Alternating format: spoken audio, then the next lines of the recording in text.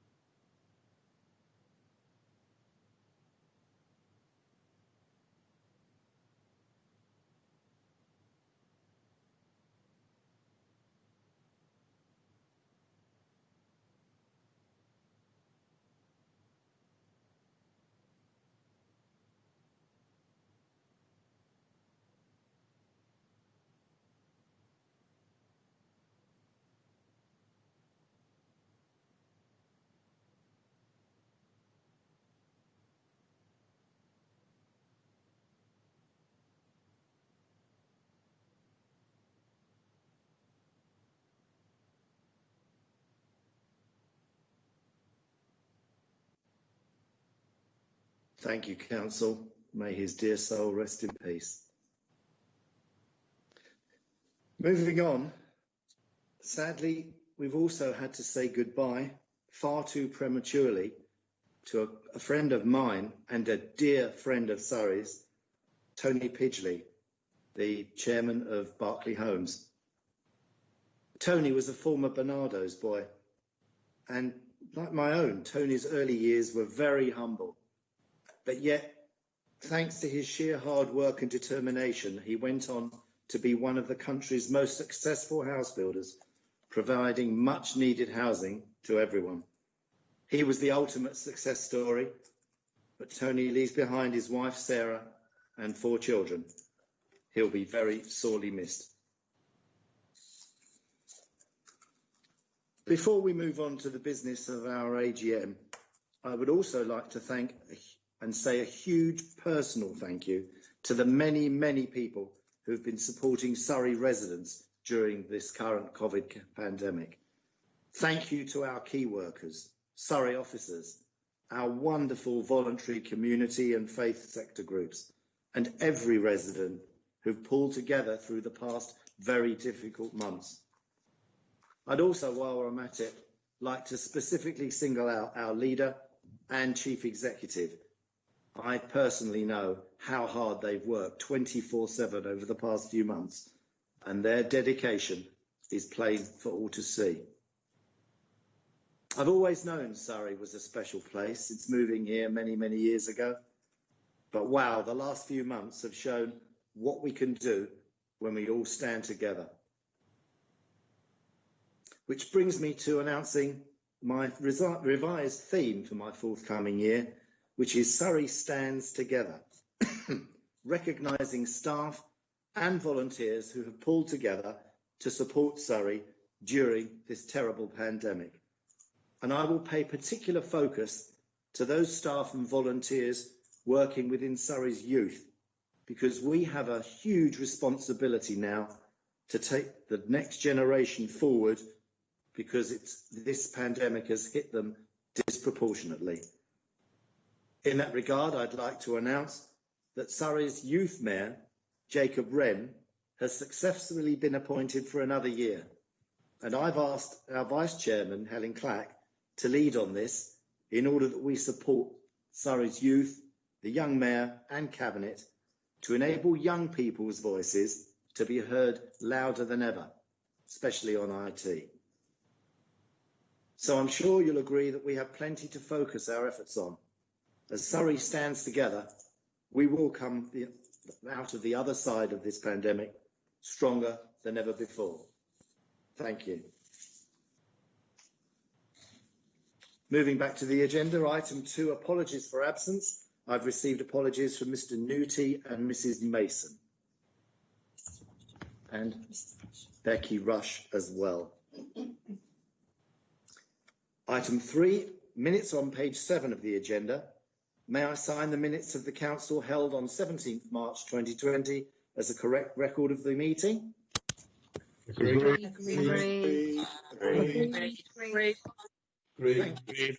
Agreed. Item 4, declarations of interest. Are there any declarations of disclosable pecuniary interests, significant personal interests, or prejudicial interests that members wish to make at this point?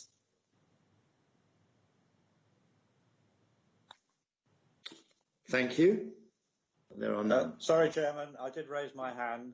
Oh, do go ahead, please. It's Andrew Povey. I just declared interest as a trustee of Surrey Hill Society. Thank you, Dr. Povey. Thank you. I will proceed. Item 5. My announcements, as always, can be found in full in the agenda. Item 6, Vice Chairman. I've received the nomination as follows. Mr. Nick Darby has nominated Mrs. Helen Clack, who has been seconded by Mrs. Bernie Muir. Mr. Darby, would you say a few words in support of the nomination, please? Thank you, Chairman. Helen has been a county councillor since 2001. During her time at Surrey, Helen has served on the Cabinet from 2002 to 2009, and then again from 2010 to 2018.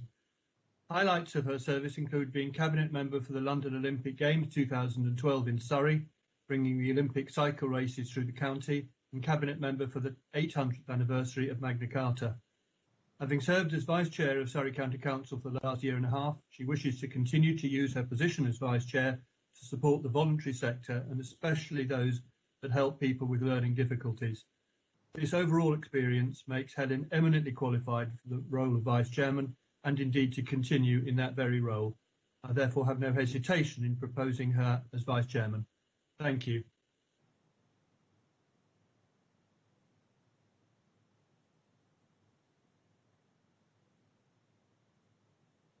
Mrs. Muir, as seconder, would you like to add anything? Yeah, I would. I'm delighted to second Helen Clack, who has worked hard both within the council and across many communities in Surrey. She cares for the council, councillors and residents.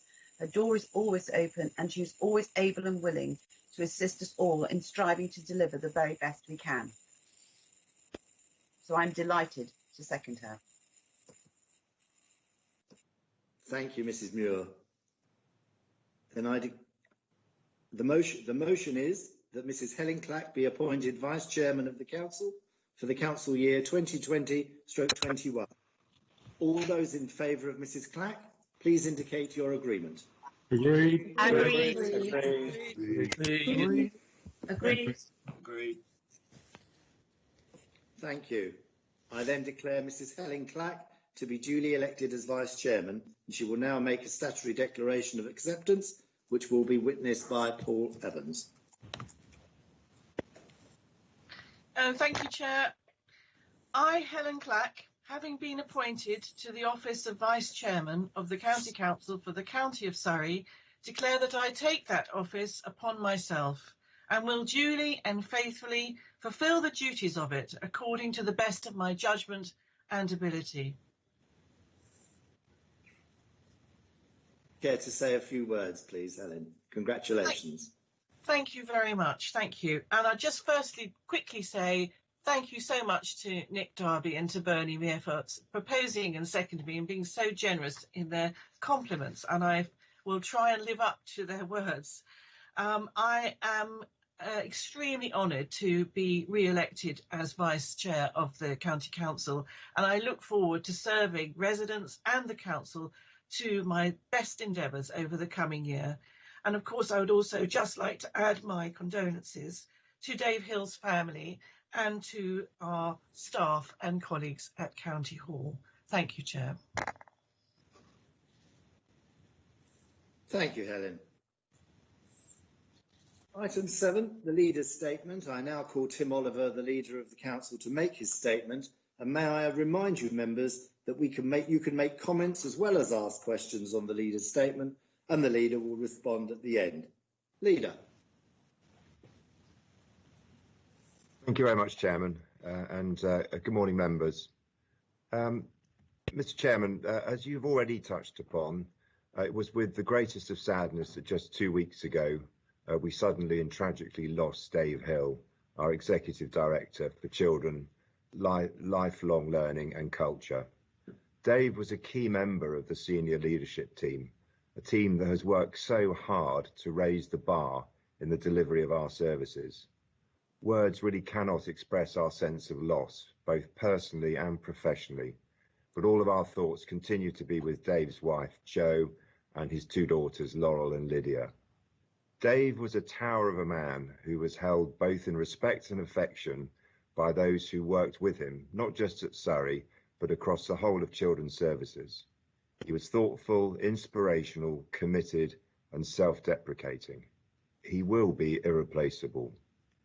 We will work tirelessly to ensure his legacy lives on in delivering the very best support for Surrey's young people. One of Dave's final acts here was to play a critical role in securing more emergency refuge accommodation for families escaping domestic abuse. It is a fitting tribute to him that this safe space is now available that will ultimately provide sanctuary and safety for some of Surrey's most vulnerable families. It is a symbol of everything he stood for. As Joanna Killian, our Chief Executive, stated, Dave's passion for justice and fairness also made him the natural choice to sponsor our renewed efforts towards equality, diversity and inclusion at the Council. He would not tolerate discrimination of any kind and was determined we would be a better Council. Dave was in tune with our staff very recently as the Black Lives Matter movement gathered momentum and brought into focus the experiences and discrimination Black people are subjected to, even now, even here in the UK. It is abundantly clear that the anger and frustration expressed by the Black community across the world is not just about the single incident in America some weeks ago with the killing of George Floyd. We have made great strides in the equality agenda in this country. Transformative progress has unquestionably been made over the last 2 decades. However, it is important that we recognise racial bias in our country still exists. We undoubtedly still have some way to go. Mr. Chairman, members, we must listen to the experiences of Black and other ethnic minority members of our communities. Without giving those communities a voice and without listening, we cannot pretend to know how the lives of BAME people are affected day in, day out by racial prejudice, bias and discrimination. We recognise that more must be done to break down the barriers facing the BAME community, tackle conscious and unconscious bias, and empower those who may feel restricted or unheard. Please speak up. We will listen. We are challenging ourselves to put equality of opportunity at the forefront of our policy and decision making. We will test this, we will listen to our minority communities, and we will work together to ensure that Surrey is a place where everybody can flourish and that not one single person is discriminated against. Mr. Chairman, we convene again as full council, still in uncertain terms, but we are re-emerging, albeit cautiously, from a lockdown that has been hugely challenging for many in our communities. Surrey County Council and its partners across the county have done a phenomenal job over the last 4 months in responding to the COVID crisis. Our response with our partners has shown the power of working together, coordinated, aligned and striving for a shared purpose, delivering food parcels, supporting our shielded residents and visiting our 4,000 extremely vulnerable residents. Much of that response work is ongoing and we're not out of the woods yet. Moving into the next phase, Surrey is also leading the way in delivering our local outbreak control plan. We have been one of 11 authorities in England chosen as part of a good practice network of councils, sharing best practice in how we manage local cases and outbreaks and restrict the spread of COVID-19 in our communities. We are proving that we are a trusted authority who is there for its residents and who can be relied upon to deliver. I must pay tribute to our public health team here at Surrey County Council, led by Ruth Hutchinson, who've been working non-stop on developing this plan alongside other colleagues within the council, as well as our NHS partners, district and boroughs and military planners. It is a comprehensive document which will evolve as we continue to learn, and it will stand us in good stead, though, to do everything we can to keep the situation under control here in Surrey. Everything we have done and everything we are doing is aimed at keeping the people of Surrey safe, allowing them to get back to work, giving them back their freedoms and seeing their loved ones again. In order to do so, we need everyone to play their part and keep Surrey safe. Let's keep on going. Okay, thanks, Charles. Thank you. Bye-bye. We cannot emphasise these messages enough, and I urge all members to carry that message out to your communities. Everybody must keep following the basic public health guidance to restrict the spread. We're back to the mantra of wash your hands, keep social distancing, and be alert to symptoms. People must get tested and isolate. If they have any of the symptoms, comply with the NHS contact tracers. If you are contacted by those tracers, please do as instructed and isolate. And if we all play our part, we can keep Surrey safe and keep Surrey open. Mr. Chairman, as I've already mentioned, we're seeing our communities, our high streets and our businesses opening up again. But this restart is not without trepidation and challenges that must be overcome. We are engaging with communities about the best ways to open up high streets safely and to get people moving round, increasing active travel and boosting footfall for retail businesses as they reopen. We're working with our colleagues at Surrey Heartlands to ensure that people have access to the health services they need and supporting our care sector. It is vital that we continue to support and listen to Surrey's community, voluntary and faith sector, who have stepped up, as always, during the response with an overwhelming number of volunteers in action and helping those people most in need. Indeed, it is important, as you have already done, Mr. Chairman, to thank all of those who have played their part and to recognise their contribution that has not only brought comfort and relief, but has undoubtedly saved lives. But that sector is struggling. Their income has been hit with a lack of fundraising, while demand for their support has increased. They have never been more needed. It is here, in supporting our voluntary sector, connecting our communities, boosting our local economy, enhancing our place, where our recovery work will really pay dividends. And we continue to push forward as an organisation, striving to make Surrey the best place it can be. We recently held the first meeting of our One Surrey Growth Board, a strategic partnership to ensure improvements in Surrey's economy, homes, infrastructure and quality of life. We will work closely with all partners to deliver those ambitions. Over the coming months, we will go live with our Community Projects Fund, £100 million for groundbreaking projects, sparked by engagement with our communities, delivering real benefits for our residents and turbocharging Surrey's recovery. Our library transformation programme is gathering pace, again with important input from our communities. The delivery of our climate change strategy and our tree strategy, finalised in May, is underway. We are still delivering major projects like the Surrey Flood Alleviation Scheme, a master plan for Farnham Town Centre, a multi-million-pound road, cycle and pedestrian improvements on the A320 between Chertsey and Ottershaw. Surrey Fire and Rescue continue to modernise with the next phase of the Making Surrey Safer plan put into action. Our transformation of services for children with special education needs and disabilities is already making a positive difference to families. As part of this progress, Mr. Chairman, and in line with the government agenda, we must now take a fundamental look at the future of local government. Those of you who have attended virtually the LGA conference last week will know that the government are pressing ahead with the planned devolution white paper in the autumn. We must explore the potential for Surrey. We must build on our track record here at Surrey County Council.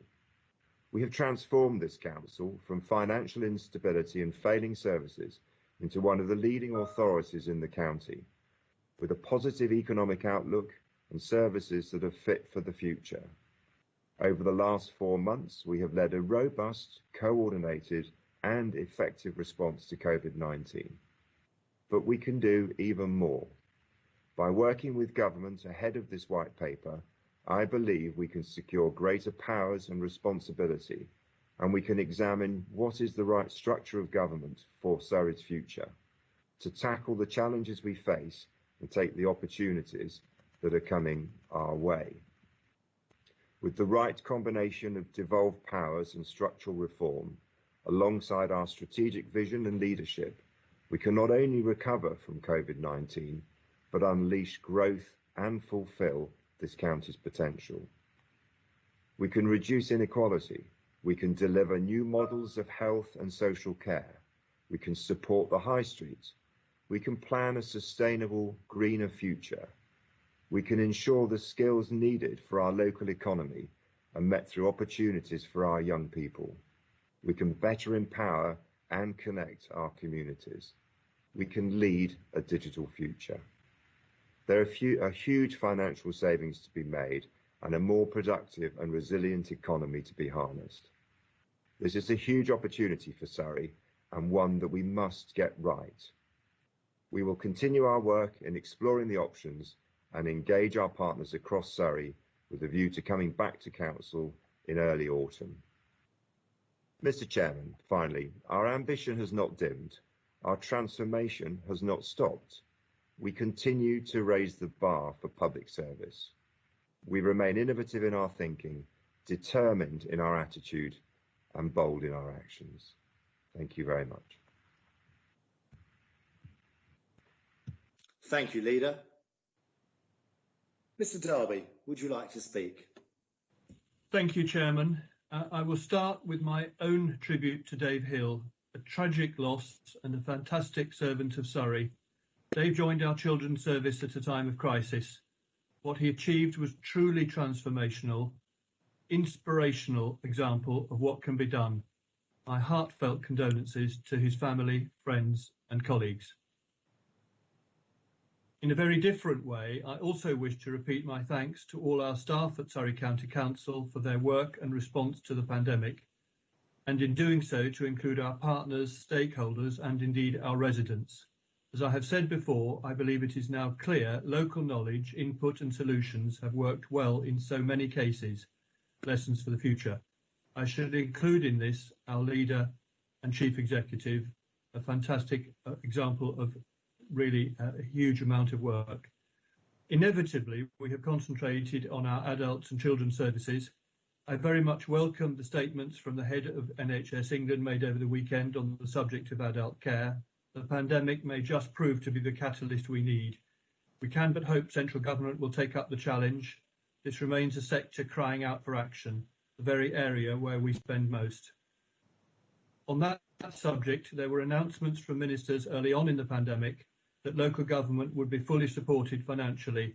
More recent comments have perhaps called that into question. We must work together to ensure that central government does indeed provide the necessary support in all areas, so we are not once again faced with cuts to services which have already been cut significantly with years of austerity. Similar comments, of course, apply to the voluntary sector. On services which are more readily visible to residents, for instance road repairs, I would very much hope that we will get the various programmes fully back up to speed as soon as possible. In that context, I welcome the initiatives to get our high streets back up and running and the willingness to work quickly and flexibly to make changes. The only note of caution I have is that in doing this, we need to take people with us, as in all areas. I'm of course delighted with the reopening of our recycling centres and this week our libraries. I turn now to one item of real concern. Our plans and transformation include work to be done to provide extra care places and units for those with autism and learning difficulties, rightly to get people back into the community, not in institutions. The timing of this has slipped significantly with no obvious plan for recovery, no obvious plan B. We had a detailed review of Surrey property 18 months ago. There has been disappointingly little progress. I would welcome a statement from the Leader about plans to get this programme on track. And finally, Leader, I'm grateful for your statement today in respect to proposals for the future of Surrey. Our Residents Association group will wish to thoroughly scrutinise any proposal, both as regards what it would actually mean for the residents of Surrey, the timing of it, what any transitional arrangements might be, and of course cost. My immediate reaction is one of caution. Local responses to the pandemic have worked well. Indeed, I have mentioned that already. Whatever happens, we should not lose sight of that. Local knowledge in many cases is key. A more centralised approach may be problematic. At the very least, it needs careful thought. Thank you, Chairman. Thank you, Mr. Darby. Mr. Bottom, would you care to say a few words, please? Thank you, Chairman. Thank you, Chairman. I'm very keen humbly to associate myself with the words that the Leader has used about Dave Hill. As the Vice Chairman of the Children and Families Select Committee, I know perfectly well the genius that he brought to our organisation, the passion and commitment he made to the welfare of children. He was greater than just Executive Director of Children's Services. He was an immense pillar for the Council and, as you say, will be sorely missed. My concern about the future options for the Council to which the Leader has referred relate to the fact that this can sometimes become such a consuming distraction and residents will not Chris, be well. sorry to interrupt, we can't hear you. Could you just pause for a second while we try to readjust? My profuse apologies.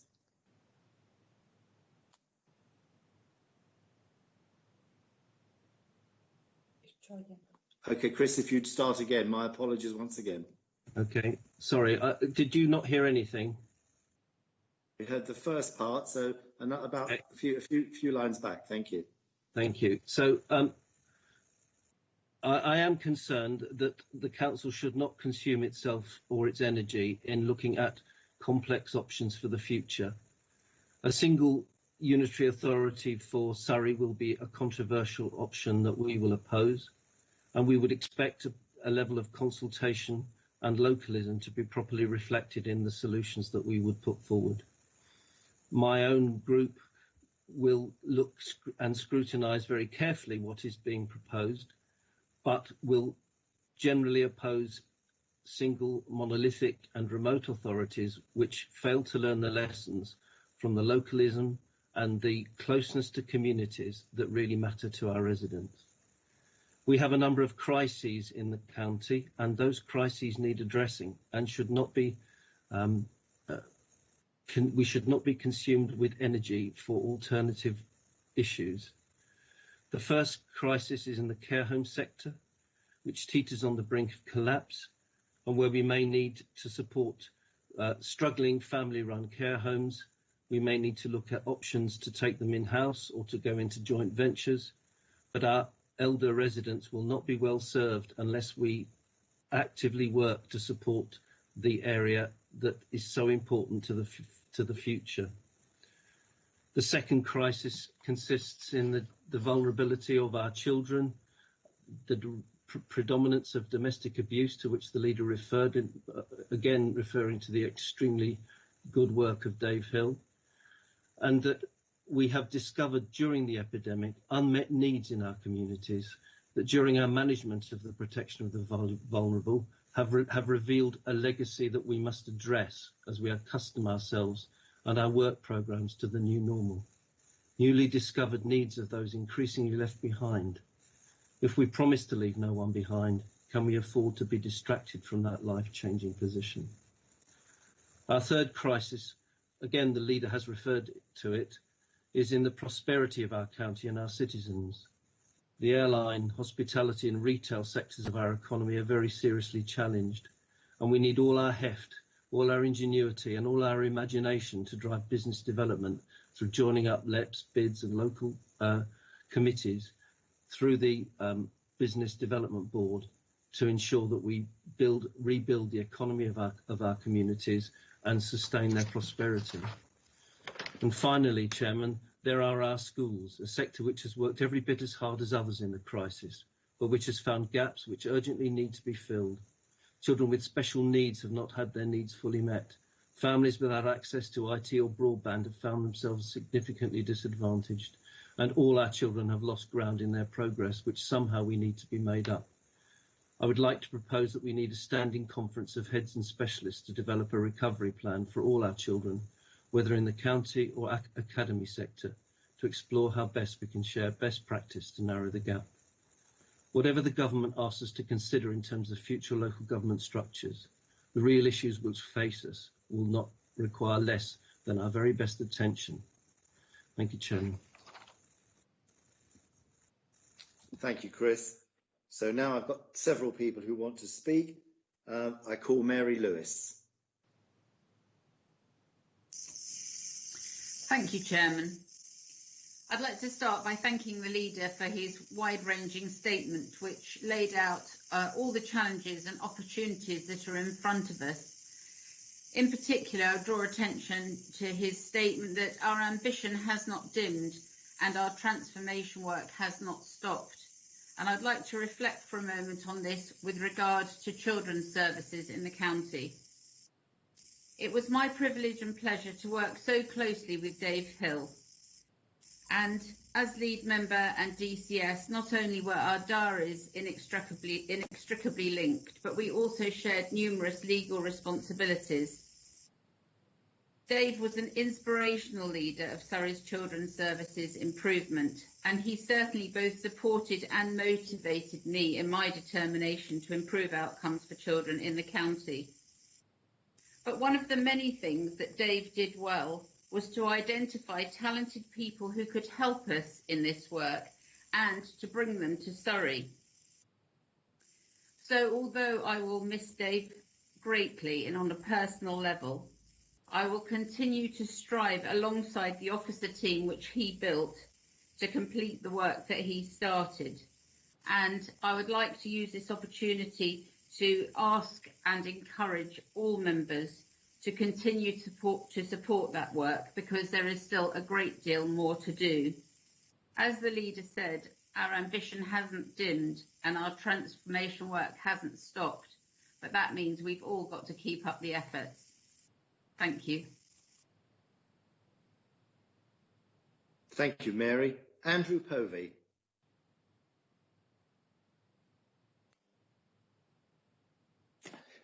Thank you, Chairman. The leader set out many of the challenges facing Surrey and you know, in a very concise way and a very helpful way. I very much support his view that we should look at the devolution bill and see what it could give for Surrey. I think it's a very exciting opportunity. I think it could provide a lot of savings that would therefore be available for the services that others have just mentioned. I think it would be good for business with a lot less bureaucracy that businesses currently face with the two-tier system. And so I fully support that we should look at this. I wonder if the leader would just like to say something about what actual additional powers he would like to see for the council. Thank you. Thanks, Dr. Povey. Chris Townsend.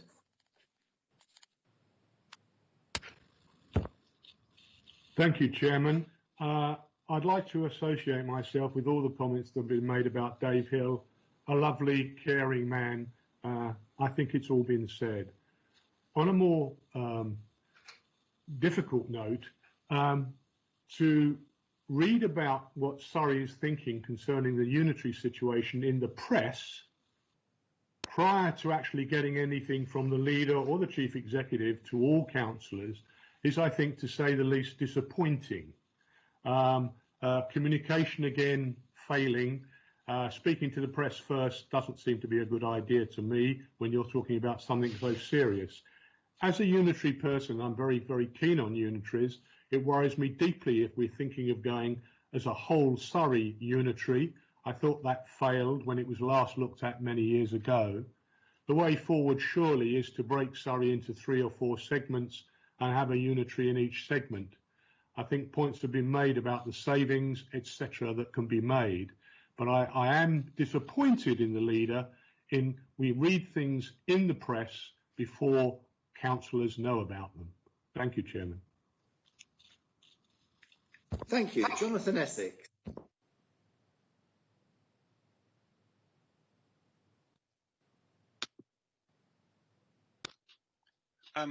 Thank you.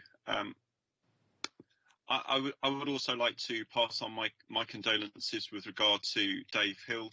He certainly was an inspiration in terms of the corporate parenting board, and I'm sure will be missed, but hopefully his energy and enthusiasm for change will be continued through. I would like to ask a question regarding, Leader, your strong words regarding listening to BAME communities, in terms of what we will do proactively in terms of reaching out and showing what we hear these communities. Have we already identified, for example, if there are any areas such as through statues or street names that past slave traders are commemorated in Surrey? And what actions will we do proactively so that our lead on this issue might better empower those people to come forward and speak, so that their voice, which hasn't always been heard as equal in the past, might be confidently brought forward at this time? And I'd like to also ask whether, as part of our work on the local outbreak control plan you mentioned, we will be using the extra budget we have compared to other councils to review what has worked and what has not worked at ground level, so national preparations to be better prepared going forward reflect the lessons learnt from our experiences on the ground while they're still lived experiences. Thank you, Jonathan. Denise Turner-Stewart. Thank you, Chairman. I would just like to pick up on the reference that our leader made to us all pulling together as a county throughout this COVID phase, and give a huge thank you to all of our volunteers and charities across Surrey and pay tribute to their dedicated work, particularly in mental health and homelessness. They've been very well supported through our continuing work with the Community Foundation for Surrey, who raised an incredible £1.5 million. £700,000 of that was distributed to 140 charities, and almost 10% of our 1.2 million population, 100,000 residents and users of those organisations were supported. And that was in addition to the hardship fund that we set up to widen that support, of which £250,000 was also awarded. So I just think the commitment and dedication and recognition that Surrey have for our volunteers and charitable sector across Surrey is very clear, and I'm very grateful to the leader for raising that. Thank you. Thank you, Denise. Stephen Spence. Thank you, Chair, and congratulations on your re-election. I will try not to blow the entire team system like I did the last time I spoke on it. And I would also like to add my condolences regarding Dave Hill. I know it will be a particularly hard blow for Joanna and for Tim, as well, of course, his family and colleagues. And I would like to congratulate Tim and Joanna on the work that they've done on COVID. And I'd like to acknowledge the statement the leader made on Black Lives Matter, which I think was a very important statement, and I thank him for that. And briefly, I'd just like to also mention the infrastructure project in Farnham, the board that is in place, the sterling work that's being done by Chris Tunstall and Paula Goff, assisted by all the members of the board, including Colin Camp, Andy MacLeod and Wyatt Ramsdale. And I think the COVID-19 measures, the temporary traffic measures put in place in Farnham have been a very good initiative, not without some degree of criticism, because of the main issue that I just briefly want to mention, which is the trucks. We did not ban HGVs from the centre of town, and that is causing some difficulties. And I'm starting to get the emails from the Upper Hale Road where traffic is diverting. So I think that was a mistake that we didn't do that at the beginning. I know that's a real micro issue, but it's the one that residents get excited about. So whilst I'm very happy that the project is moving forward and I welcome it, I would like at all times to review that issue about not banning HGVs from the town centre, because I think it would help enormously. Thank you, Chair. Thank you, Stephen. Eba Kington. Thank you very much, Mr. Chairman. I refer to Councillor Oliver's comments in regard to the local government landscape in Surrey. I understand that, obviously, from what he's been saying, ministers have been spoken to and deals done. Research has been undertaken and a clear timetable agreed by Surrey County Council. I believe also some borough council, district council leaders have obviously been approached. And last week, the chief executives were invited to a meeting where the plans were revealed as a done deal. At what point in this secretive and underhand process is Councillor Oliver going to speak to all borough and district political leaders and explain his already well-developed plans, and which will see the extinction of 11 councils in Surrey? It is somewhat ironic that in his leader's statement, Councillor Oliver spoke long and often about having conversations and listening, but apparently this does not include local government reform and all borough, council and district leaders. Mr. Chairman, if this is the approach to major change, it doesn't bode very well for open and constructive dialogue going forward on this major issue. Thank you. Thank you. Robert Evans.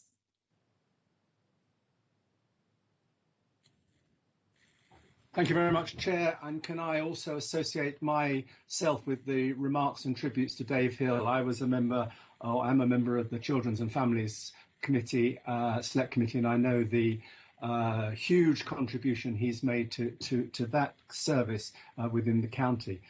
Can I also thank the leader for his report and pay tribute to the huge amount of work that he, his team and Joanna and her team have been doing in these very, very difficult circumstances lately. Chair, we know that local government reform and some form of devolution is on its way, and colleagues will know and have heard me say several times that I'm very much in favour of unitary authorities as an option for Surrey. However, it's certain that many councils and councillors, boroughs and districts are in something of a process of denial at the moment, and in order that when the government white paper comes out, we are as well prepared for whatever is presented, I wonder whether the leader would consider holding a special, probably online, members briefing so that we can have a good discussion around all the options and the proposals so that people are properly informed and have considered what's what. I personally have had a range of meetings and discussions with MPs, civil servants and others at a different level, and spoken with councillors in Cornwall, Wiltshire and Berkshire who've been through a process and looked at the options. And I'm happy to share my thoughts or a paper that I've written on this, on why I think that 3 councils for 3 unitaries for Surrey is the best option. We need to remember, though, that largely a huge percentage of the residents of Surrey don't care who the council is. They're confused over the present system. What they want is services delivered properly, cheaply and as efficiently as possible. So I asked the leader whether he would consider having a members' briefing on this subject. Thank you, Chair. Thank you, Robert. Fiona White.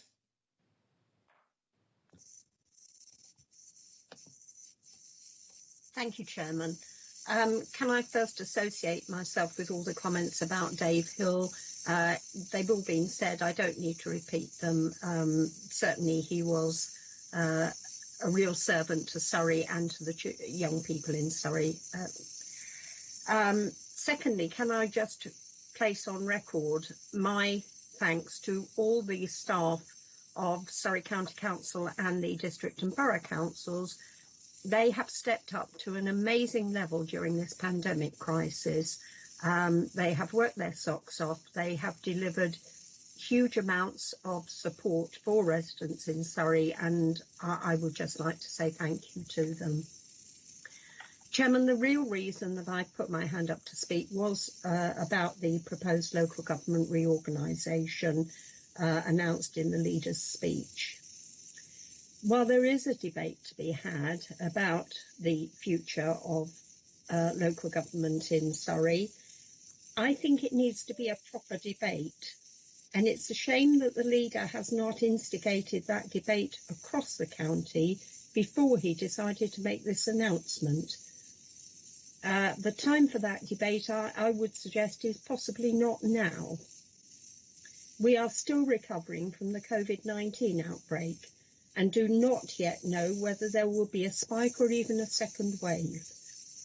During the outbreak, our officers right across the authority have put all their energies into providing the best service they can to our residents. The same thing applies to officers at district and borough level. Add to that the fact that we don't know yet what form our final departure from the EU will take. We don't know what the deal will be, or even if there will be a deal. That could have a major impact on this council and our colleagues at district and borough level. As Councillor Botton has said, and others as well, our priorities should be on improving service delivery across the county without the distraction of a major upheaval added to what is already facing us. Our officers and all the authorities across Surrey deserve time to recharge their batteries and to come to terms with the new normal, as we all must. They do not need this distraction at the moment. So I would like to ask the leader to please consider, have a proper consultation across the county and come back with better proposals after he has listened to the responses. And I endorse those people who say that they think a single monolithic authority across the whole of such a diverse county is not the right way forward. We should consider other options. Thank you, Chairman. Thank you, Fiona. Julie Isles. Thank you, Chairman. You won't be surprised that I do wish to mention Dave Hill, and whilst everything that can be said probably has been said, it was my absolute pleasure to work with Dave. I can't add much more to the tributes already paid. We called him Big Dave because not of his size, but because of his presence and his commitment to the job. And I'd just like to also mention our school leaders who have reflected to all of their communities about the strong foundations that Dave laid to transform our children's services, and their determination to finish the job is being the best tribute that they can pay to him. So having said that, and missing him greatly, we are determined to continue. And I'd just like to pick up some of Councillor Botton's comments. We all share his concerns about the children who have missed out during this period of education. In the absence of the Children Families Lifelong Learning Select Committee, we have recognised the work that the Task and Finish group did around our SEND provision, and Chris will have noted that in previous comments that I've made and also updates to Cabinet. In that update to Cabinet, we talked about the work that has been done by our very professional members of staff, and again, just a pause to thank them for everything that they've done. Our education teams and our special needs teams have worked tirelessly. They've coped with the crisis, they've coped with business as usual, and they are now coping with the opportunities arising from that. So Chris will be very aware of the RAG rating that we did on our children with SEND in Surrey. We looked at each and every one of them to set the priorities for our vulnerable learners and to risk assess them, along with our education sector and health colleagues. What we're now doing is picking up on the government funding that's been announced for the catch-up provision. So there's £650 million allocated to schools, and they will be making bids for either one-on-one provision or intense periods of catch-up for our Year 11, our not in education and training children, and our children who are at pupil referral units. Our staff have been working on those streams since Easter time, so I think we are ahead of the curve, and our school leaders are working with them on that, and we have those various pathways laid in through our Surrey Alliance for Excellence, which is our support and challenge and improvement for the schools system. So that work is ongoing. We're also capitalising on the new ways of working that we've established with our health colleagues. And that recognition of the tremendous work that's been done there has also been made by an independent consultants, ISOS and the Department of Education. So we are leading from the front on that. We've strengthened those relationships, and I do believe that whilst we're all very concerned about the impact it's had, particularly on vulnerable children, we have done as much as we can possibly do, and we will continue to take that work forward. So I hope that provides some reassurance for Councillor Bottom and indeed for others. Thank you. Thank you. I've got two more speakers. Rachel Lake. Thank you very much, Chairman. I would like to add the fact that former County Councillor Terry Dix left us in the middle of June.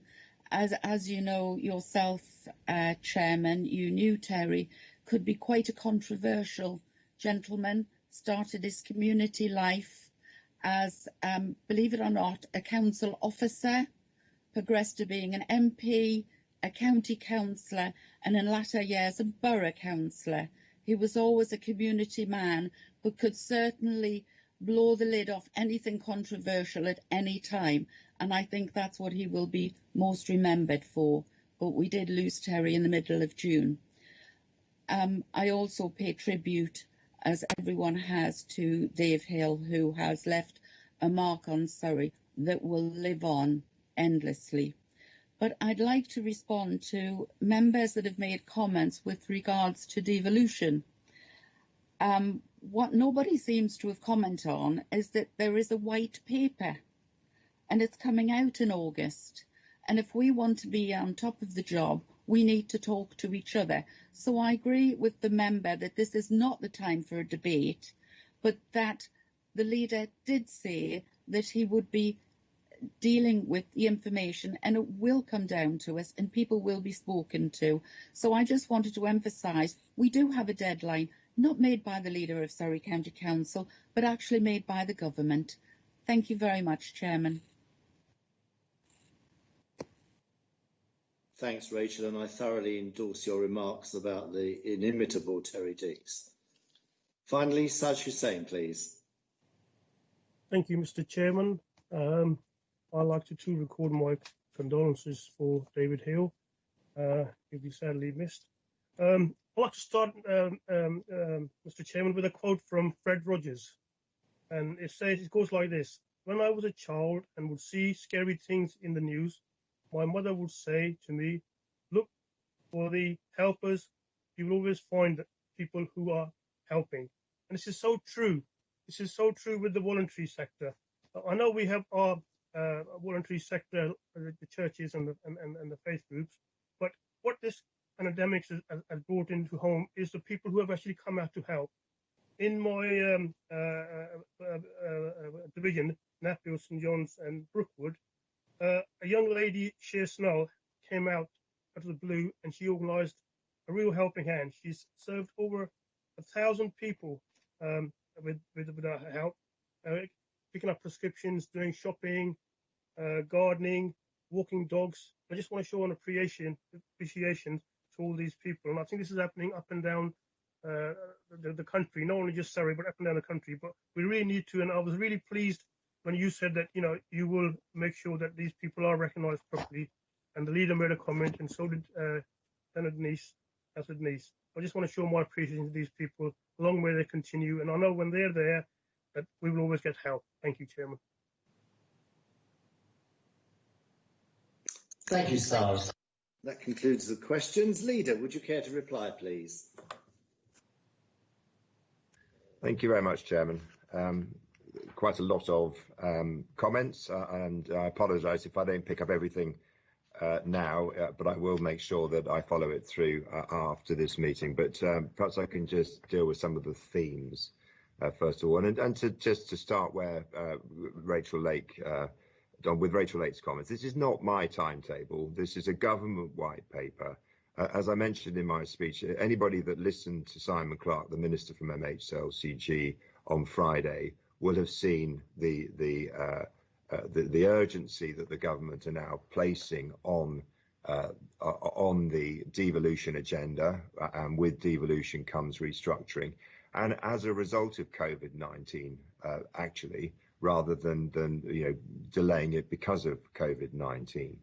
I'm not aware that I have spoken to the press, and I don't understand Chris Townsend's comment on that. And as ever, Councillor Kington uses emotive and inaccurate language. No deal has been done, no clear timetable has been set out, nothing is secretive about this or underhand. I absolutely understand, and of course accepted that any dual twin-hatted councillor, borough councillor, will of course be very defensive about the two-tier system. I served for 20 years as a borough council and had the honour to be the leader of a borough council for a period. I absolutely understand what borough councils do, district and borough councils, and how they have contributed. But things are moving on. What was very clear from the Minister's speech was that he did not mention a future for district and boroughs, but absolutely saw the future for parish and town councils and local engagement boards. You know, to Nick Darby's point about local engagement, absolutely agree with that. And what we have seen during this last period is the phenomenal response from our local communities, and it's been very local. It's been about roads and localities.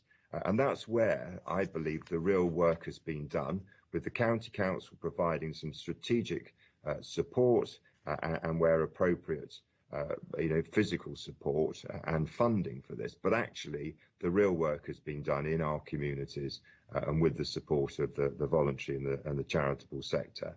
So any proposal, any restructuring will absolutely focus on how we can continue with that engagement. And I would say actually to Stephen Spencer, thank you, Stephen and Andy MacLeod and Wyatt, for helping to navigate through what has been a difficult process to start the work on the Farnham infrastructure plan. But it's a testimony actually, both in terms of the common aim, but also the involvement of the town council, who have been very active in promoting this and liaising and contributing to not just the social distancing measures, but generally to the whole plan. We'll pick up your HGV point. I don't think it's the first time, in fairness, I've heard you mention HGVs on the Upper Hill Road.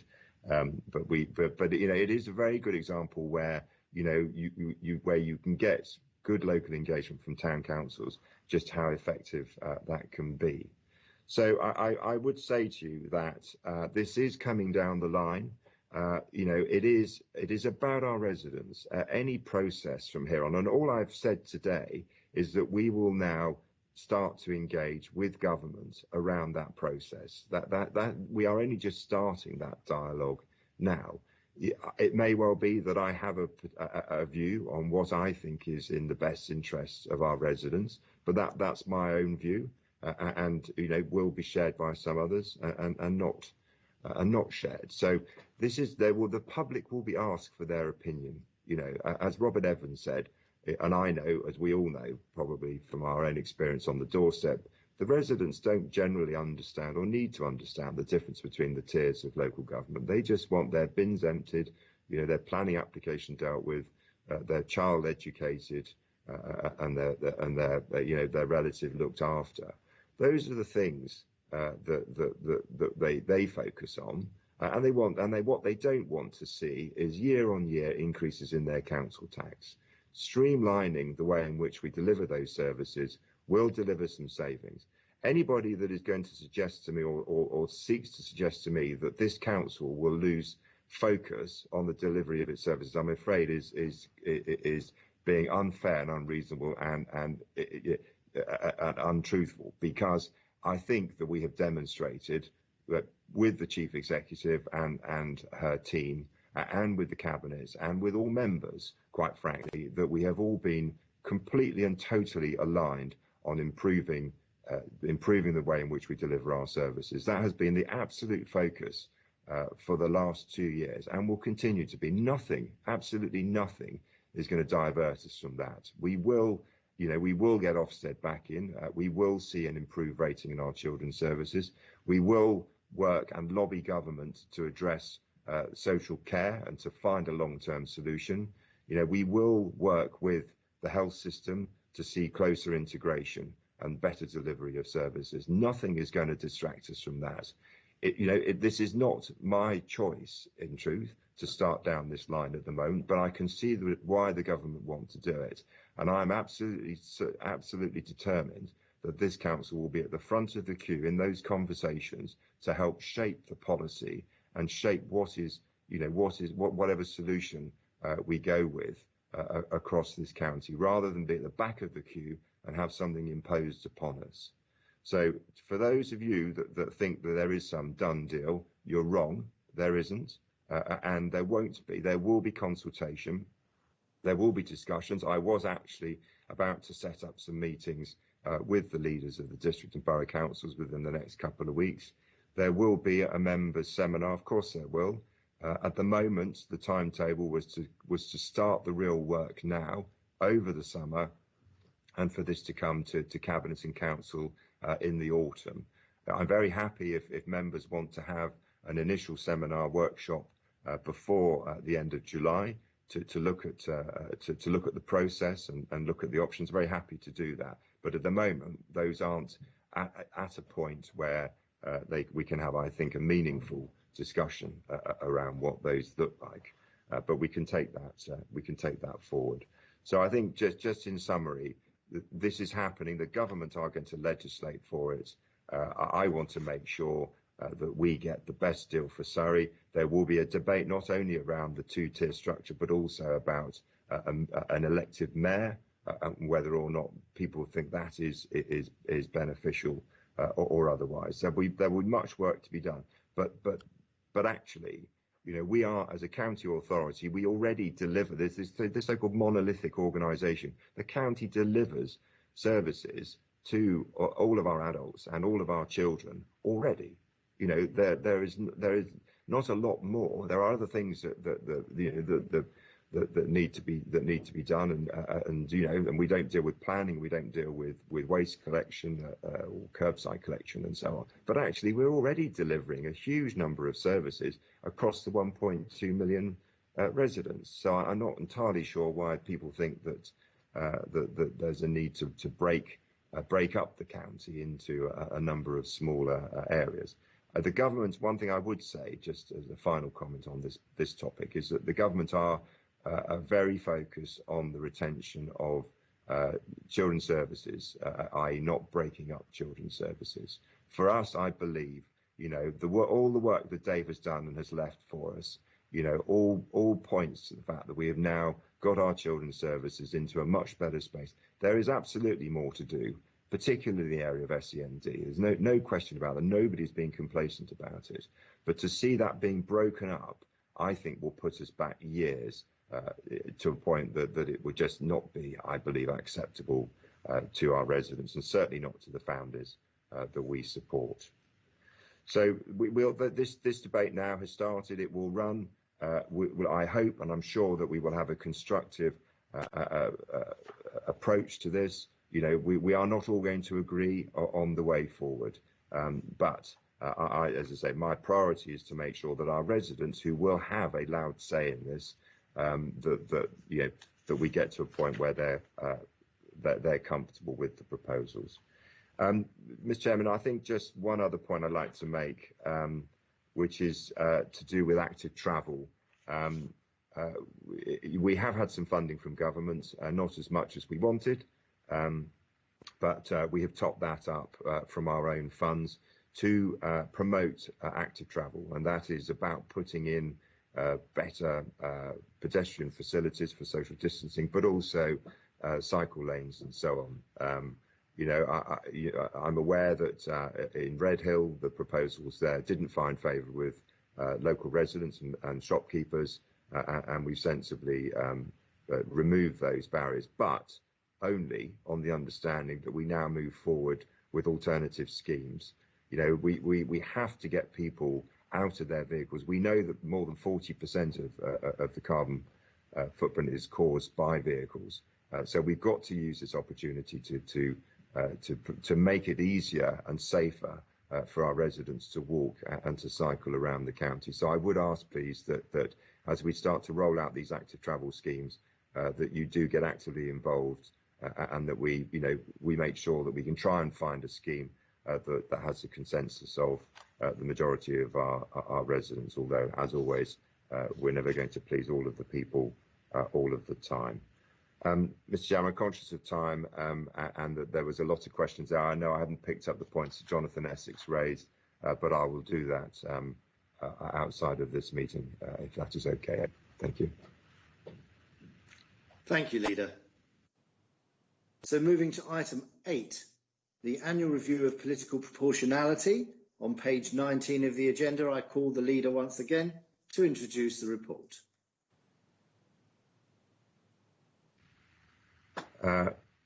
Thank you, Chairman. Yes, the annual report of political proportionality is as set out in the agenda.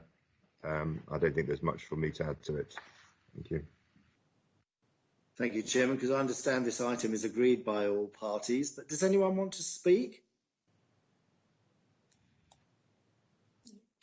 No? Good. So the recommendation is on page 19 of your agenda, and is that the scheme of proportionality and committee's seat allocations, as set out in Annex 1, be adopted for 2021. Are we agreed? Agreed. Agreed. Agreed. Agreed. Agreed. Agreed. Agreed. Agreed. Thank you, Council. Item 9, appointment of committees, page 23 of the agenda. Can I first of all point out the error on page 26 relating to the membership of the People, Performance and Development Committee, in which Mike Goodman is listed as a substitute. As the new Cabinet member for the Environment and Climate Change, Natalie Bramhall is to be a substitute instead. I refer to the nominations in the agenda and again understand there's cross-party agreement. But does anyone wish to speak? No? Well, thank you very much indeed, Council. Are we agreed? Agreed. Agreed. Agreed. Agreed. Agreed. Agreed. Agreed. Agreed. Thank you, Council. Item 10, election of chairman committees and vice chairman, page 5 of the supplementary agenda that you would have received yesterday, and please refer to the updated nominations in that supplementary agenda. Members, as the chairmanship of Epsom and Ewell local committee is contested, we will need to take a vote to confirm this appointment. Voting will be by roll call. When your name is read out, please turn on your camera and microphone. and then clearly state whether you wish to vote for either Mr. Beckett or Mrs. Mountain.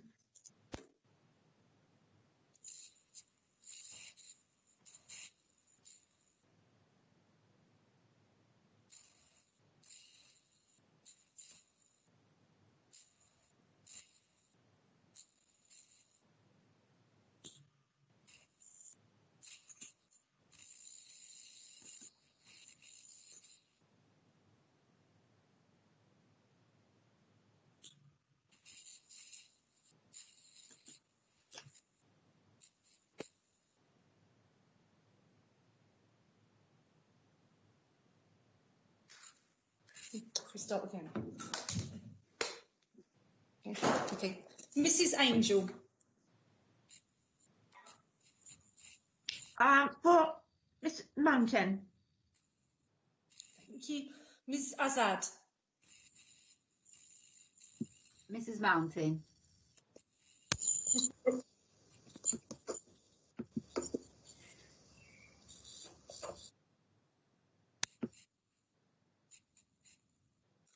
Mrs. Barton. Mr. Beckett. Mr. Beckett. Mr. Beckett. Mr. Benison.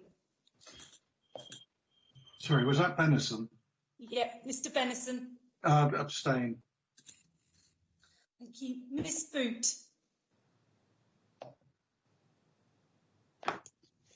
Mr. Beckett. Thank you. Mr. Bottom. Abstain. Thank you. Mrs. Bowes. Please. Can you repeat that? Sorry. Mrs. Mountain. Thank you. Mrs. Bramhall. Mrs. Mountain. Thank you. Mr. Brett Warburton. Mrs. Mountain. Thank you. Mr. Carrasco. Mrs. Mountain. Thank you. Dr. Chapman. Mrs. Mountain. Thank you. Mrs. Clack.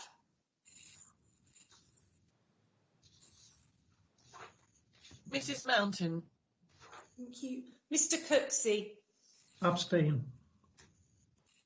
Thank you. Mrs. Curran. Mrs. Mountain. Thank you. Mr. Darby. Mr. Beckett. Thank you. Mr. Deach. Mrs. Mountain. Thank you. Mr. Elwood. Mrs. Mountain. Thank you. Mr. Essex. Mr. Beckett. Thank you. Mr. Robert Evans. Mr. Beckett. Mr. Tim Evans. Mrs. Mountain. Thank you. Mr. Few. Mrs. Mountain. Thank you. Mr. Forster. John Beckett. Mr. Fury. Mrs. Mountain. Mr. Furness. Mrs. Mountain. Mr. Gardner. Mrs. Mountain. Mr. Goodman. Mrs. Mountain. Mr. Goodwin. Mr. Beckett. Mrs. Goodwin. Mr. Beckett. Miss Griffiths. Mrs. Mountain. Dr. Grant Duff. Mrs. Mountain. Mr. Galati.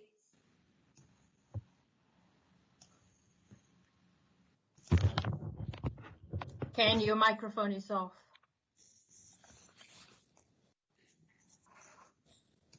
Mr. Galati, are you on mute?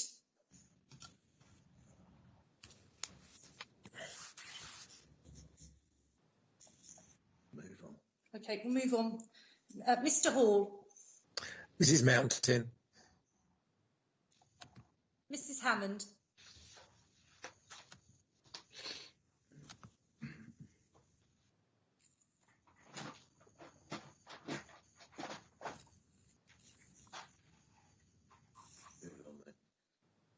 can you repeat that, please? I think you're on mute. Mrs. Mountain. Thank you. Mr. Harmer. Mrs. Mountain. Thank you. Mr. Harris. Mrs. Mountain. Mr. Harrison. Mr. Beckett. Mr. Hawkins. Mrs. Mountain. Miss Heath. Mrs. Mountain. Mr. Hussain. Mrs. Mountain. Mrs. Isles. Mrs. Mountain. Mr. Islam. Mrs. Mountain. Mr. Kemp. Mrs. Mountain. Mr. Kinkton. Mr. Beckett. Mr. Knight. Mrs. Mountain. Rachel I. Lake. Mrs. Mountain. Mrs. Lay. Mrs. Mountain. Mr. Lee. Abstain. Mrs. Lewis. Mrs. Mountain. Mr. McIntosh. Mrs. Mountain. Mr. Mallet. Mr. Beckett. Mr. Mansfield. Mrs. Mountain. Mr. Martin. Mrs. Mountain. Mrs. Mooney. Mrs. Mountain. Miss Morley. Mrs. Mountain. Mrs. Mosley. Mrs. Mountain. Mrs. Mountain. Mrs. Mountain. Mrs. Muir. Mrs. Mountain. Mr. Oliver. Mrs. Mountain. Mr. O'Reilly. Mrs. Mountain. Dr. Povey. Mrs. Mountain. Mr. Ransdale. Mrs. Mountain. Mrs. Rivers. Abstain. Mr. Samuels. Mrs. Mountain. You on the camera?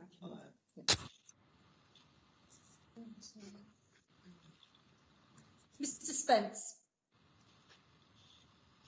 Mr. Beckett.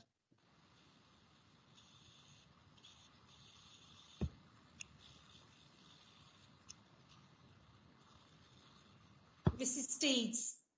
Mrs. Mountain. Dr. Santo. Mrs. Mountain. Mr. Taylor.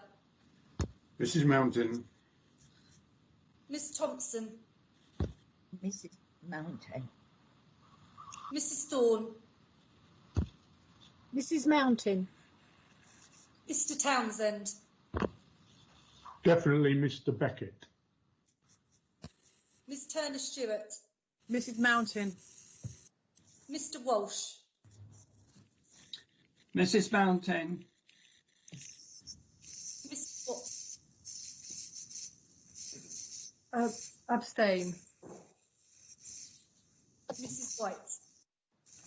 Mr. Beckett. Mr. Witham. Mrs. Tina Mountain. And Mrs. Young. Mrs. Mountain. We're just trying. Do you want to cast your vote? Mr. Galati? Okay, we won't take a vote from that. That's fine. So that is.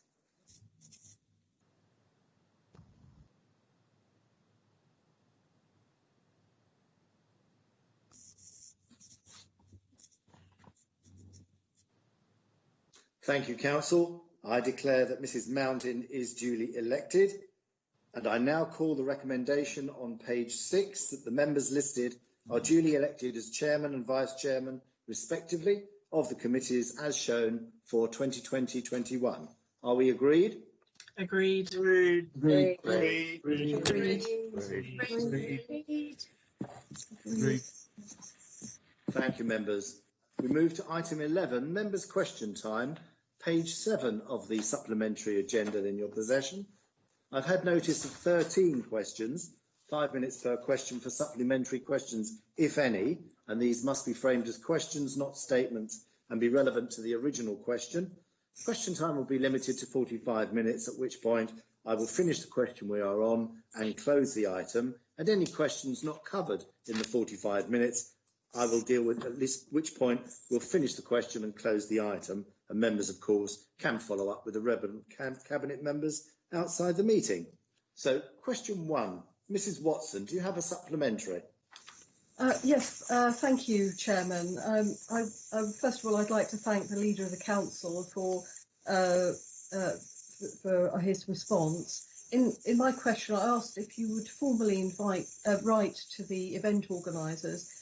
Will you now do that, stating that this council finds it unacceptable not to have addressed the serious accident and discussed the measures that will be taken to protect local residents with the community involved within 1 year of the accident? In other words, before the next event should have taken place. Thank you, Chairman.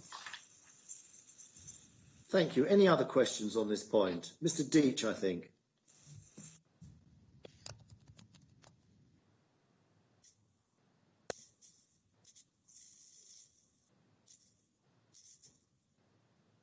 No questions from me, Chairman. Thank you. Mrs. Lake, then. Mrs. Lake.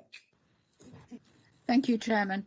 Would the leader please organise a meeting with all local county councillors whose division that this particular race goes through to discuss problems directly with them together, please? Thank you. Leader, would you care to respond, please?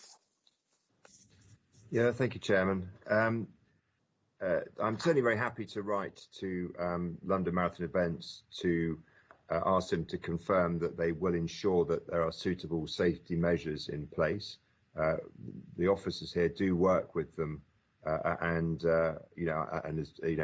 they absolutely try their best to ensure that the arrangements are satisfactory. So, but I'm happy to reinforce that.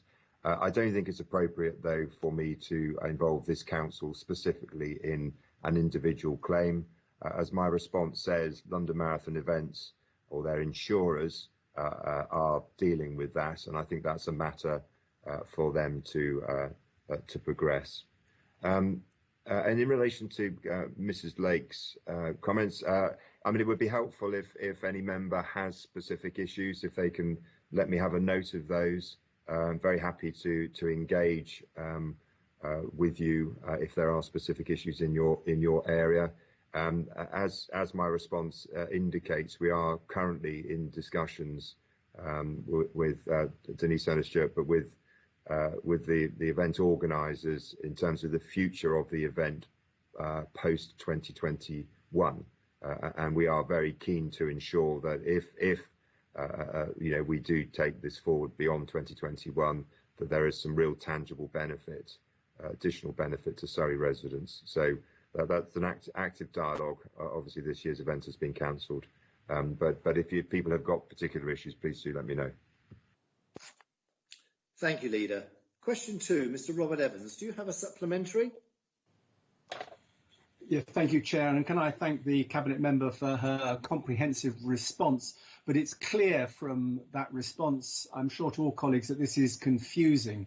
In accepting all the difficult circumstances we're in, I wonder, has the Cabinet member received any indication from the government that they will offer reimbursement to schools or any other organisation that incurred great expense in marking out 2-metre signs and everything, only to see this ambiguity arise as to whether 1 metre is now an option or 1 metre plus? Thank you. Thank you. No other indication. So, Mrs. Mooney, would you reply, please? Thank you, Chairman, and thank you to Councillor Evans for his supplementary question. I can confirm that we aren't aware of any commitment from central government to reimburse schools, etc., that Councillor Evans has mentioned at this stage. Thank you, Sinead. Question 3, Chris Botton, do you have a supplementary, Chris? No, thank you, Chairman. I'm grateful to the leader for his answer. I'll raise it through PPDC. Thank you very much indeed, Chris. Question 4, Mrs. Goodwin, do you have a supplementary?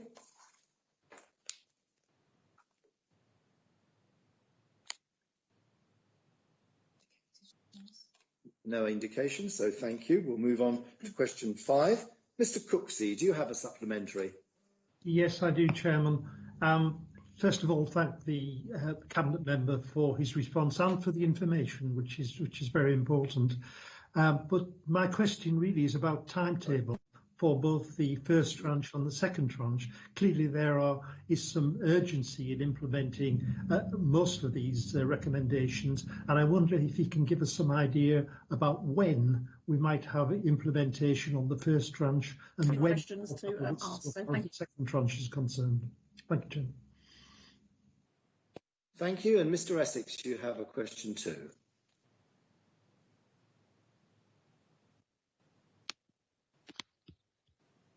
Thank you. In light of the Council's experience in bidding for Phase 1, will the Council now confirm that plans are in place to employ a full-time cycle planner and that sufficient walking and cycling skills will be sought externally, if needed, to ensure that we secure the full amount in our Phase 2 bid and maximise subsequent implementation? And also, is it please possible to provide, and I assume this will be following the meeting, a full cost breakdown for the measures funded and not funded in Phase 1? Thank you. David Harmer. Thank you, Chairman. Yes, in his reply, Mr. Furness comments on the use of some of the money for verge vegetation control.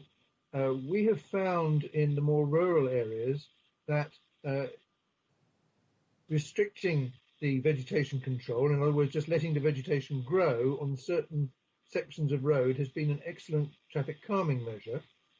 And in other areas where there are believed to be endangered species of plant, we have informally arranged for those sections not to be cut. It does seem to me that it would be consistent both with saving a bit of money by having less vegetation work done and traffic calming effects, and also where there are special plants growing, if we semi-formalise the arrangement that local parish councils might be invited to nominate areas where it would be better not to cut back vegetation. Would the portfolio holder be prepared to go down that path? Thank you. 2 questions more for Mr. Furness. Will Forster. Thank you, Chairman. The answer mentions Sustrans and Create Streets are being involved in the second tranche bids, which I welcome. Were they involved in the first? And will the relevant divisional councillors be consulted before the second tranche bids are submitted? Thank you. Thanks, Will. And finally, Nick Harrison, please. Thank you, Chairman. Could I ask if the Epsom to Banstead Sustainable Transport Plan could be looked at again? This was a scheme that went into the long grass, and I think it would be an appropriate item to bring forward at this stage. Thank you. Thanks, Nick. So over to Matt Furness for the replies. Matt. Thank you, Chairman, and thank you everyone for your questions. Just taking them in order, the timings on the tranches, particularly for implementation of the first phase, is as quickly as possible. In answer to combine a couple of questions, we have been contacting all of the divisional councillors. They are all being consulted, and their feedback is being put into the schemes alongside many others. In terms of Councillor Essex, we've actually employed a project manager. They are working through all of the lists to have a detailed prioritisation. We can provide a cost breakdown, that's not a problem. I'll ask the team to provide that later. Vegetation on traffic calming, Councillor Harmer.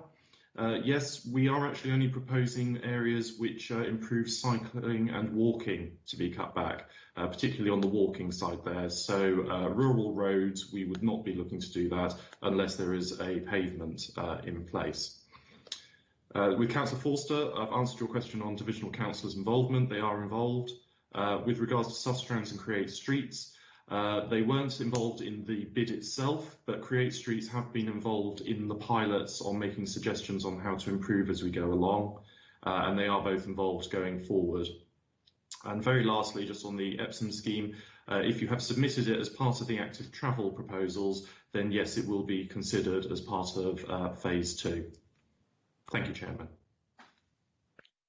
Thank you, Matt. Moving to question 6. Will Forster. Will, do you have a supplementary? I do, very quickly. Thank you very much for publishing this plan. I've now seen it online. Do you think it would have been better if the Woking Joint Committee was consulted or signed off on it before it was submitted? There doesn't seem to be any other questions, so over to you again, Matt. Thank you, Mr. Chairman. Well, all I would say is that Woking Borough Council and the DFT and Surrey County Council's team have been fully involved. I understand that the councillors have been involved as well and able to submit their ideas and any comments. Apart from that, I think we need to get more local cycling and walking investment plans in place. My aim is to get as many introduced across the county within the next few years as possible.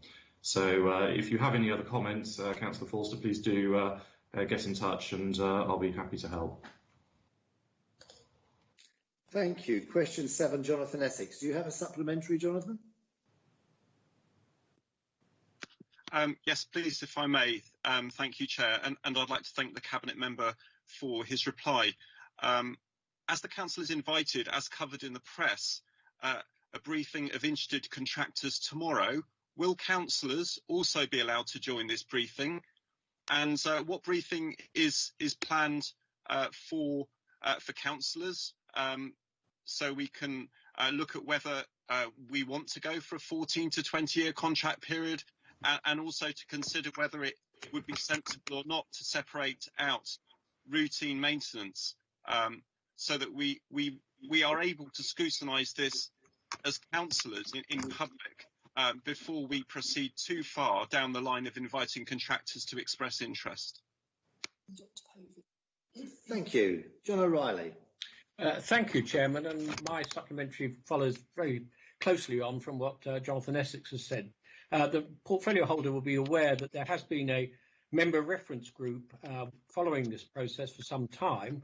For understandable reasons, we haven't met since January. But I think I would hope the portfolio holder agree that reconvening that reference group would be very helpful, and more important still, that the entire select committee is also appraised and given its opportunity to express its views before any concrete decisions are taken, in addition to that which Jonathan has already suggested. Thank you, John. And finally, Dr. Povey. Thank you, Chairman. We have had experience in the more rural areas where parish councils and local contractors could undertake relatively small amounts of work on the highway a lot more cost effectively than the present contract. But then we've come up against the contract and basically saying that we're not allowed to because contractually the contractor has to do the work. So would it not be possible in a new contract to have a de minimis level? So below that, it would be possible to use alternative people to do the work and therefore at a better price. Thanks, Andrew. Matt, over to you to reply. Thank you, Chairman, and thank you again for the questions. Councillor Essex, tomorrow is an expression of interest with interested parties from the industry. There won't be, I myself will be there to do an introduction, but there aren't any councillors at this point. As Councillor O'Reilly has quite rightly said, there is a member reference group which has been scrutinising the process and feeding in along with the select committee as we go along. So the expressions of interest tomorrow is really just to get that. councillors will be fully involved, and we will, once we've done that, we will be coming to councillors as well, so that everyone can have their say on what they might like to see. We are trying to do a quite innovative element with this contract. We're wanting to make it as flexible as possible, because as we're seeing even with this year, we need to be flexible in the way that we move forward with our contracts and the way that we approach the climate change agenda and our carbon zero ambition in particular, alongside our rethinking transport. Councillor Povey, I'll pick up with you just about your comments outside of the meeting, if that's okay, about better value for money, because I think we've had some cases where that is not the case, where sometimes it's been allowed.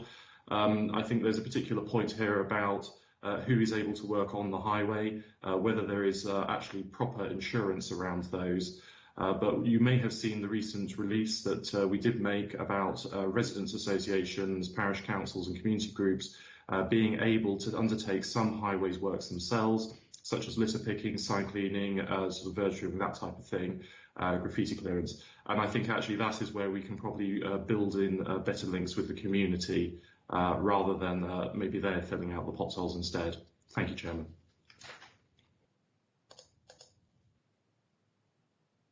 Thank you, Matt.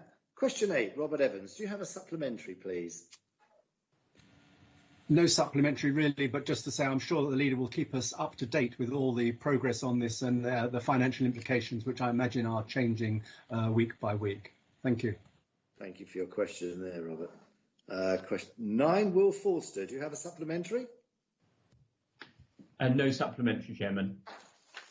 Thanks, Will. Question 10, Jonathan Essex. Do you have a supplementary? Yes, I would like to thank the Cabinet member for her response. I'd be grateful if it's possible to share the modelling report, HIF business case and ecological screening review referred to in the answer. Thank you. Natalie, would you care to reply? Thank you, Chairman, and thank you, Councillor Essex, for your supplementary. Yes, of course, I'll supply that to you after this meeting. Thank you. Thank you, Natalie. Turning to question 11, Robert Evans. Do you have a supplementary this time, Mr. Evans? Yes, I do. Thank you very much. In repeating my thanks to Spelthorne Borough Council for their help in one of the recent incidents here, I wonder whether the leader would consider, I realise this is a sensitive and challenging issue, but I wonder whether the leader would consider setting up a working group to look at sharing best practice or ideas and experiences so that we can perhaps be, I don't say forewarned, but better prepared when these circumstances arise in the future. Thank you. No other questions. Leader, would you care to respond, please? Thank you, Chairman, and thank you, Mr. Evans. I mean, there is a working group of the Surrey leaders, which is chaired actually by Paul Turrell, the Chief Executive of Runnymede Borough Council, and that is the group that should be progressing the whole issue in the round in terms of travellers. The immediate issue remains the location of a transit site, and on behalf of Surrey County Council, I have offered up some land which I think is a suitable site for a transit site, and some stopover points. I think I would be very, very keen for those conversations to reach a conclusion. So I think perhaps Mr. Evans and I can have a conversation outside of this in terms of how we set that up. But if the offer is to provide some support and momentum behind those discussions, I would very much welcome it. Thank you. Thank you, Leader. Item 12, the Jonathan Essex question. I understand Jonathan has a supplementary. Please go ahead.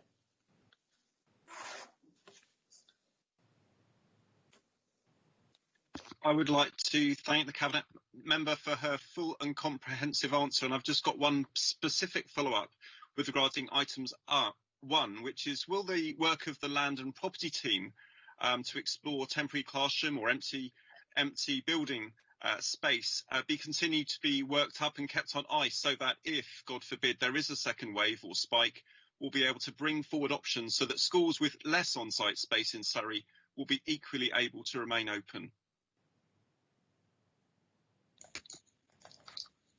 Thank you. Julie, would you care to respond, please? Yes, thank you, Chairman.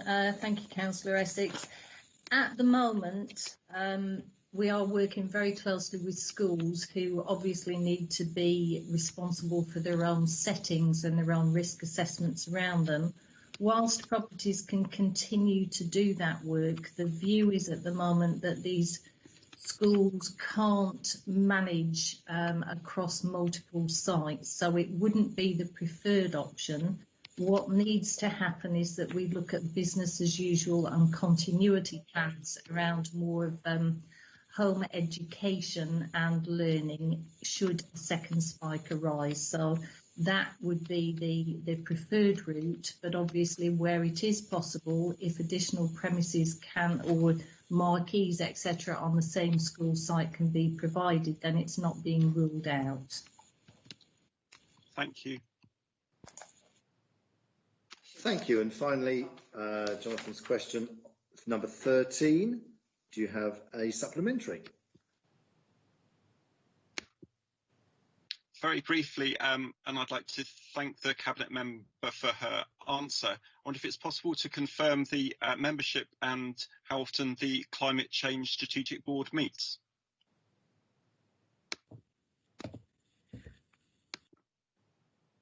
Thank you, Chairman. Thank you, Councillor, for your supplementary. It's met once so far. It's just a newly constituted board. So I'm happy to take this offline and supply you with further information as necessary. Many thanks indeed. And thank you, members, for members' question time. That's the end of item 11. So we move to item 12, statements by members on local issues. No notices of statements from members have been received. So we can move to item 13, lucky for some, the report of the Independent Remuneration Panel. I call the Leader of the Council to introduce the report. Leader. Thank you very much, Chairman. I'll just make a very short introduction. First of all, can I thank the panel members, and in particular the Chairman, Brian Ingleby, for the hard work they've done together with Rachel Basham.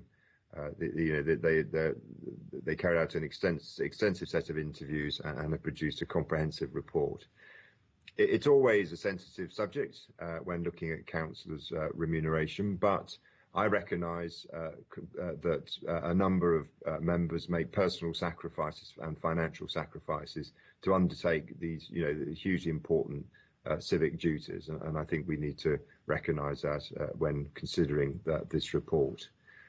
Personally, I don't think it would be appropriate to cherry pick the report. I think that there will be some people that will benefit in some small way from this, others that will lose. And I think my approach would be that we take it as in its entirety. If we do that and members vote in favour of the proposals, the recommendations, that actually will in fact deliver a 3% reduction in the total allowances and therefore a net saving to this council. Mr. Chairman, I think the report is pretty self-evident. I'm sure members will have their own views and we can have a free vote on it if that's appropriate. Thank you very much. Thank you, Leader. I see John O'Reilly wants to make a comment. Thank you, John. Thank you, Chairman, very much. And my short comments follow very much closely what Tim Oliver has just said. He rightly emphasises the sensitivity of any question of allowances, but it's entirely appropriate. Indeed, it's vital to our residents and to the media that this kind of policy be scrutinised so that our residents feel that they are getting the right decision value for money. And the context of the decision that we're about to make is really important. As Mr. Oliver said right at the beginning of this meeting, Surrey County Council over the last 2 years has made significant improvements in delivering public services and, above all, getting value for money for our residents. On the other hand, through no fault of our own, a lot of our residents, many of our residents, particularly the most vulnerable, will be suffering and will have adverse impacts economically, socially, as a consequence of this wretched virus. So we have to take that into account. And therefore, taking an overall position, having a net reduction, as Mr. Oliver has just said, in the total amount of allowances of 3% or £38,000 in my view, in my personal view, is exactly the right, if you like, balance between the various conflicting elements. Chairman, just very briefly, the final report that we're considering now, in my view, is significantly better than the draft report that we only saw 2 or 3 weeks ago.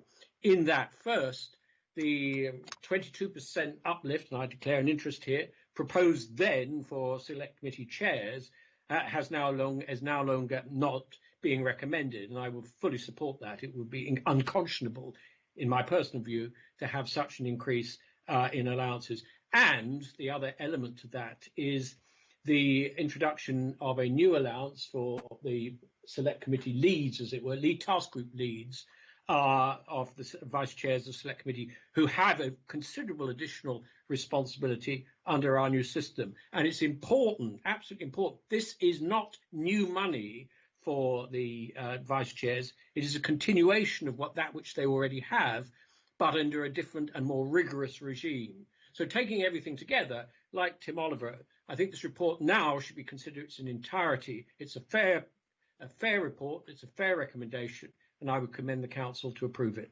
Thank you. Thank you, John. Nick Darby. Thank you, Chairman.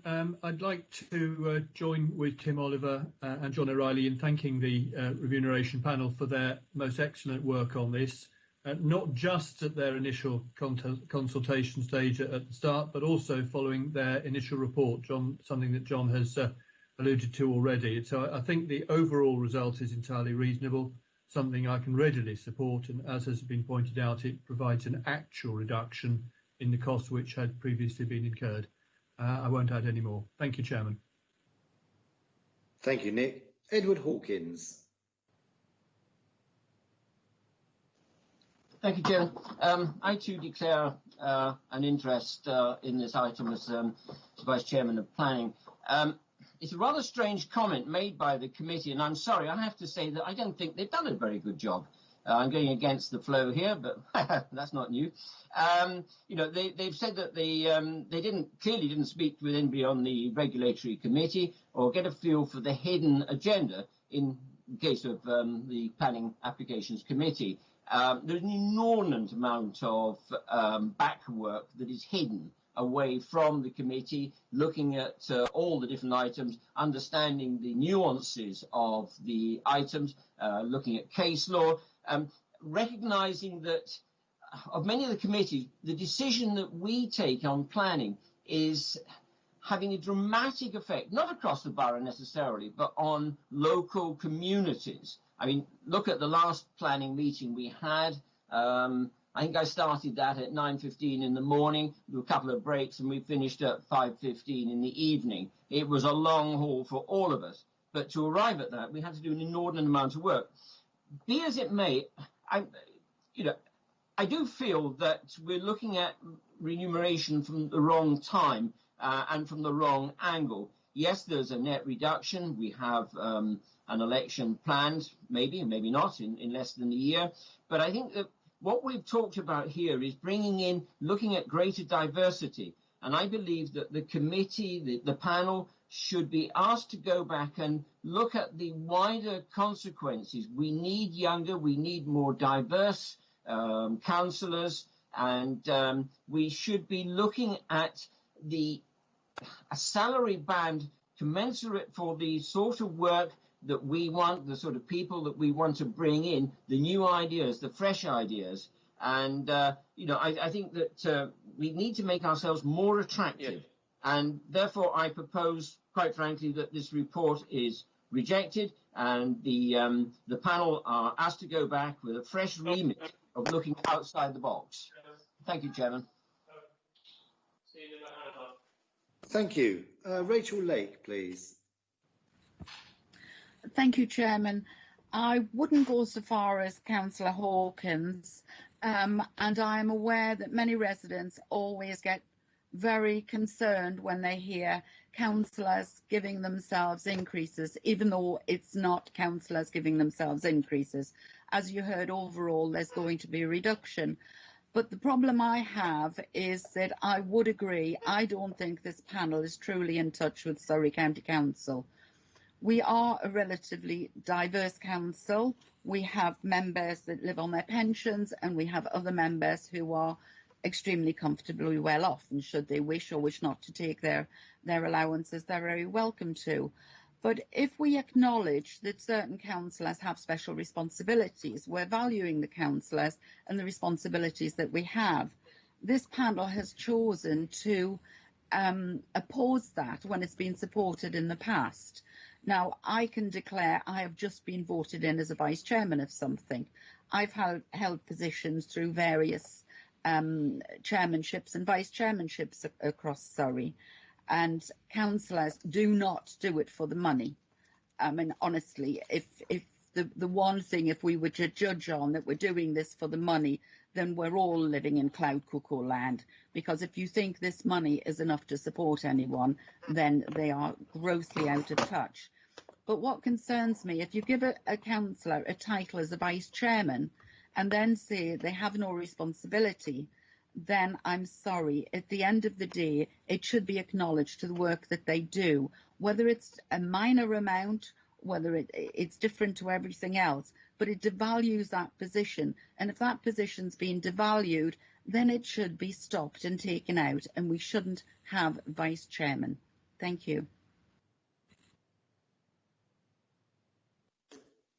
Thank you, Rachel. I've got two more speakers, Robert Evans and then Jonathan Essex. So, Robert. Thank you very much, Chair. And I accept that everybody's circumstances are different, but I tend to agree with some of what Rachel Lake has just said and what Edward Hawkins, his comments. But I would add that I don't think it's appropriate for us as beneficiaries, if you like, to be voting on our allowances at all. Personally, I would be happier with a freeze in the present circumstances, economic circumstances, and of course the COVID crisis. But I don't personally wish to participate in a vote on this. That's not to say I'm abstaining, which means I wouldn't make up my mind. I'm just not participating because I don't think it's appropriate that we have a vote on members' allowances. Thank you.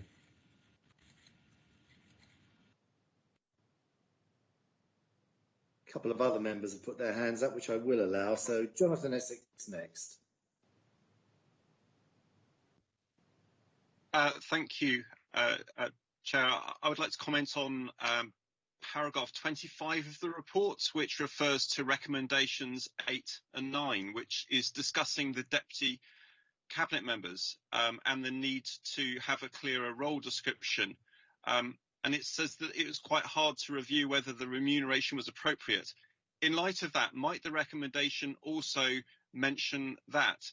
And also, I mean, the idea of a deputy cabinet member suggests that they are able to deputise. That suggests that when a cabinet member is not present, they'd be able to step in and act as the cabinet member and vote. So might recommendation 8 be revised to say that the role description, title and remuneration for the deputy cabinet member role, as opposed to just the role description, is updated? Thank you. Thank you, Jonathan. Wyatt Ramsdale. Thank you, Chairman.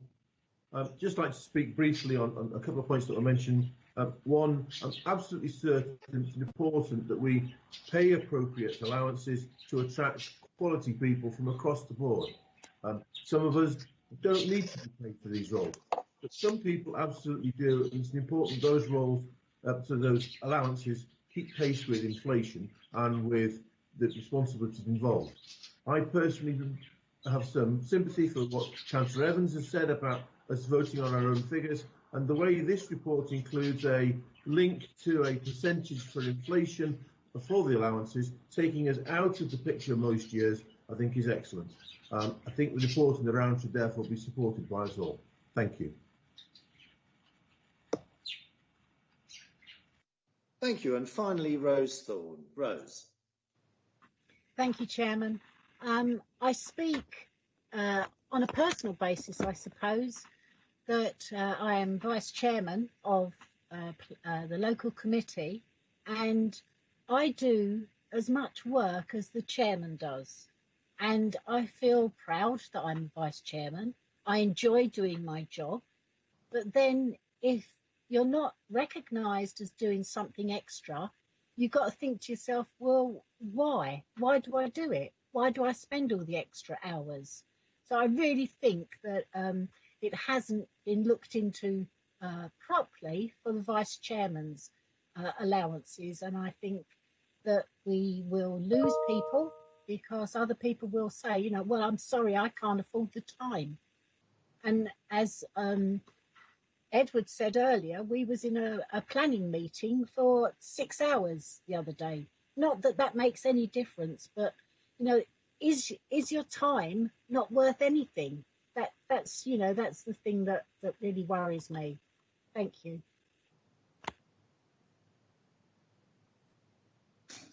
Thanks, Rose. And finally, Alison Griffiths. Thank you. I think these, I think that these are really, really important, that we pay councillors so that we can have people that come in that aren't from well-to-do backgrounds. We want a rich mix of councillors that come from all backgrounds. And if we don't pay enough money for these people to actually to be incentivised to join us, we're going to find us always having the same sort of people. And although that's brilliant, I would love to see a more eclectic mix. So I just think this is very important. And for some people, I do understand that it's not needed, but some people really do need this. And it's unfair to stop people that are on lower incomes from joining. So, yeah, I just want us to think of that. Thank you, Alison. I will allow one last comment, Bernie Muir. Hi, I think we're in danger of putting councillors in embarrassing positions when people start talking about, well, you can, you know, not accept your allowance, or, you know, I will vote against increases. You get the situation then when one councillor can stand up in front of their residents and say, I'm not going to accept my allowance. And then somebody with reduced circumstances has to justify themselves for explaining why they are accepting their allowances. I think it's absolutely right what Alison said. People have vast ranges of different circumstances. Things happen to themselves in their lives. It does cost to be a councillor. And I do think that it is very important that if you actually look at the comparison of how much people used to get, plus pensions and what have you, it's getting it's going down a very slippery slope. And I agree that we shouldn't do it for the money, but we have to be practical and not exclude people so that we'd end up with.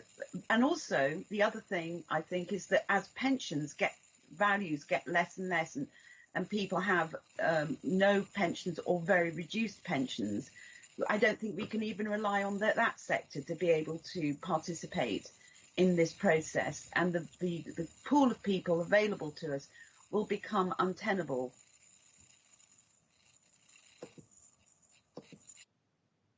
Thank you, Bernie. So, members, I'm going to call the recommendations out in groupings using the subheadings in the cover report. So you've got those in front of you. I'll first ask members if anyone disagrees, and then if the recommendations hopefully could be given by general assent.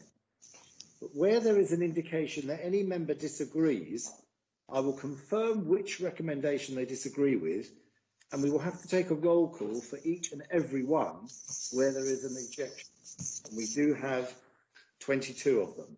So I'm going to go to the first three relating to the basic allowance, items 1, 2 and 3. Now, if anyone disagrees, would you please indicate now, please?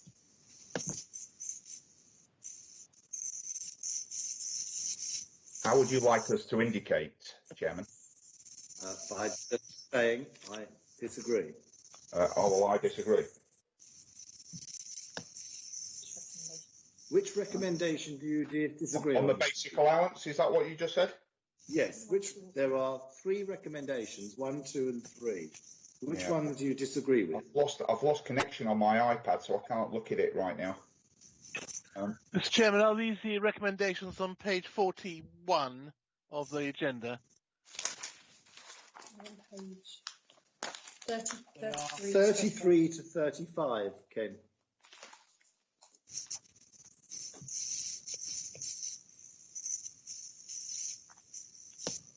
So, Mr. Deach, which ones do you? Yes, I can't look at it right now, Chairman. Well, I need to know which ones, obviously, because we're in a meeting, as you're well aware. Yeah. So, does anyone else disagree with any of the recommendations 1 to 3? Yeah. Sorry, Chairman. Do forgive me for butting in. Kay Hammond here. Ken Galati had said page 41. On ModGov, it is page 41, where the first 3 recommendations are shown. Yes. Yes, but on the summary page is page 33 of the agenda. Thank you, Kay.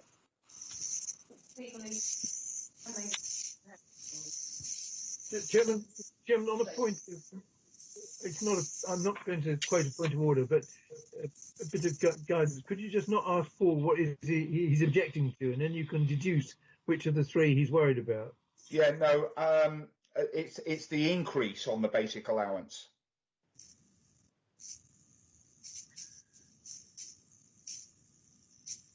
Sorry, I can't hear you, Chairman. You're muted. So if I read out point 2, that the basic allowance is increased from its current level by 1.7% to 12,660 from the date of the 2020 AGM, in line with CPI from September 2019. That's the one you're objecting to? Yes, I don't want to see an increase in the basic allowance. Right. Won't keep you 1 second. Idiot. He's doing exactly what they've told him not to do, which is, okay, you can afford it. You're not muted, right?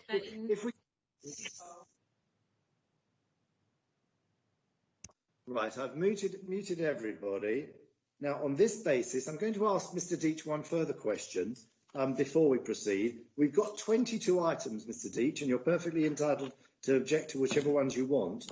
Will you be objecting to any others? I'll just point out that what we then need to do is take a roll call of absolutely everybody for absolutely every one of those 22 recommendations. And I don't mind, but this could take hours. So really? Well, I don't feel like I want to be pressured into the 2 areas that I have a problem with is the increase in the basic allowance. And by the way, I heard the idiot comment just a minute ago. You weren't muted. Well done for that. But anyway, I disagree with the increase in the basic allowance, and I disagree on the issue of Vice Chairman not getting an allowance either. So they're the 2 areas that I have a problem with. So play it however you like, Chairman. Thank you. We'll do a roll call for thank you. So what we'll do is we'll do a roll call for 1 to 3, and we'll do that now. Yeah. So just to confirm, members, you will be voting for, against, abstain to recommendations 1 to 3 in your agenda. Okay. And please, as previously, turn on your camera and microphone when you want to cast your votes. Okay. So, Mrs. Angel. Agreed. So that's 4. Thank you. Mrs. Azad. 4. Mrs. Barton. Abstain. Mr. Beckett. Against. Mr. Benison. 4. Miss Boot.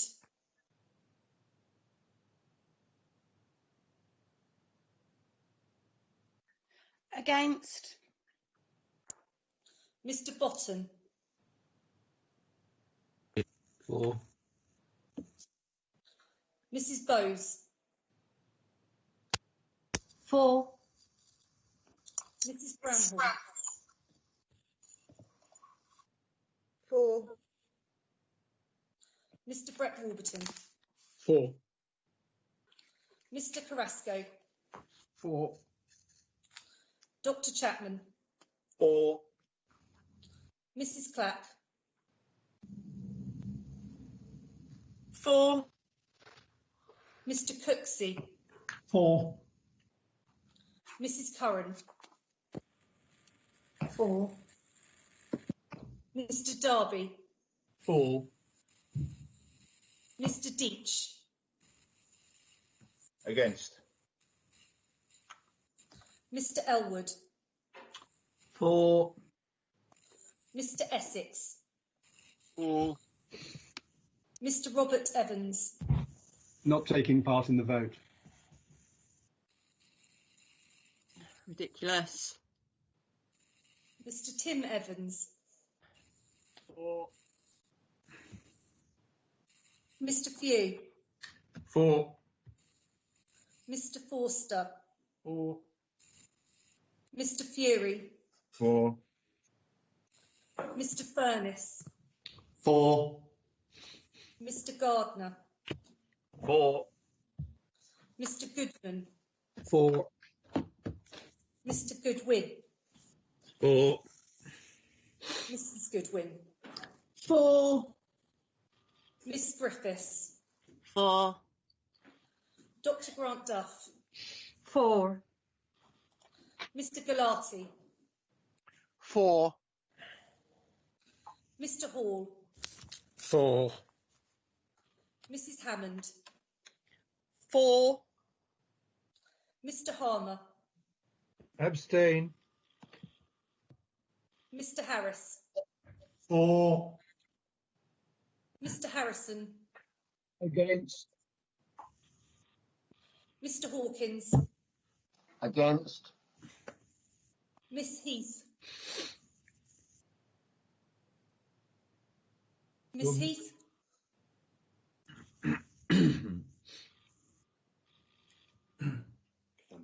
Miss Heath. She's given a thumbs up, but her microphone's not working. Mr. Hussain. 4. Mrs. Isles. 4. Mr. Islam. 4. Mr. Kemp. 4. Mr. Kingston. 4. Mr. Knight. Mr. Knight. 4. Rachel I. Lake.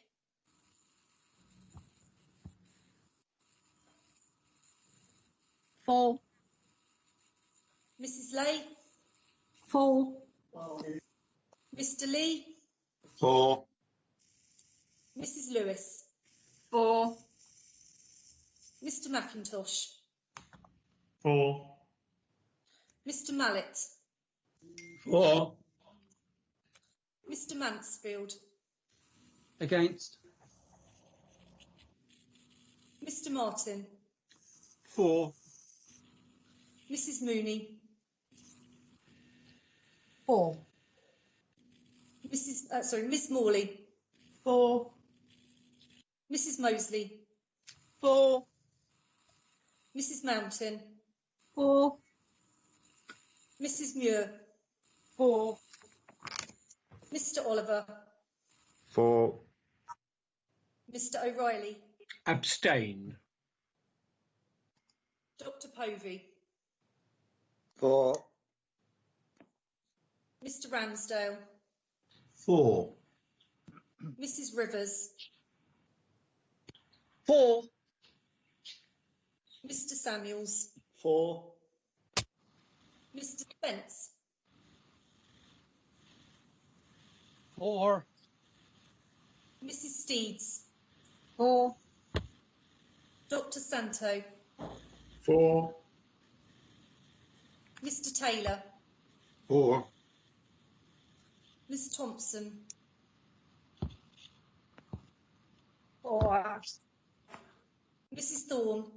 4. Mr. Townsend. Abstain. Miss Turner-Stewart. 4. Mr. Walsh. 4. Mr. Watson. 4. Mr. White.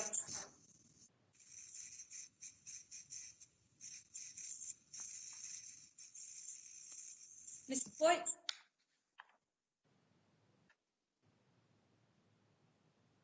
Okay. Mrs. White. Mr. Witham. Abstain. Mrs. Young. 4. Mrs. White wants to cast her vote now. Sorry, my internet went down. 4. Thank you very much. Okay, so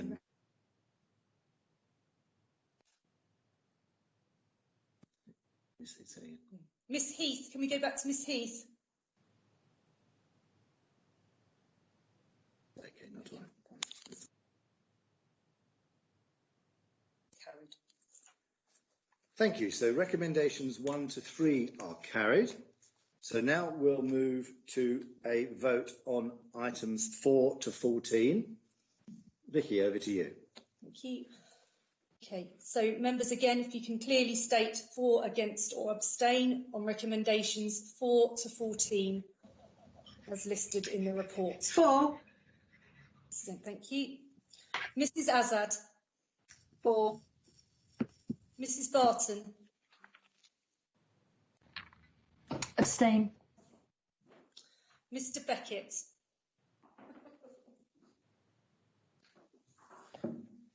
Mr. Beckett. Sorry, against. Mr. Benison. 4. Miss Boot. Abstain. Mr. Botton. 4. Mr. Rose. 4. Mrs. Bramhall. 4. Mr. Brett Warburton. 4. Mr. Carrasco. 4. Dr. Chapman. 4. Mrs. Clapp. 4. Mr. Cooksey. Abstain. Mrs. Curran. 4. Mr. Darby. 4. Mr. Deach. Against. Mr. Elwood. 4. Mr. Essex. Abstain on 8, for the rest.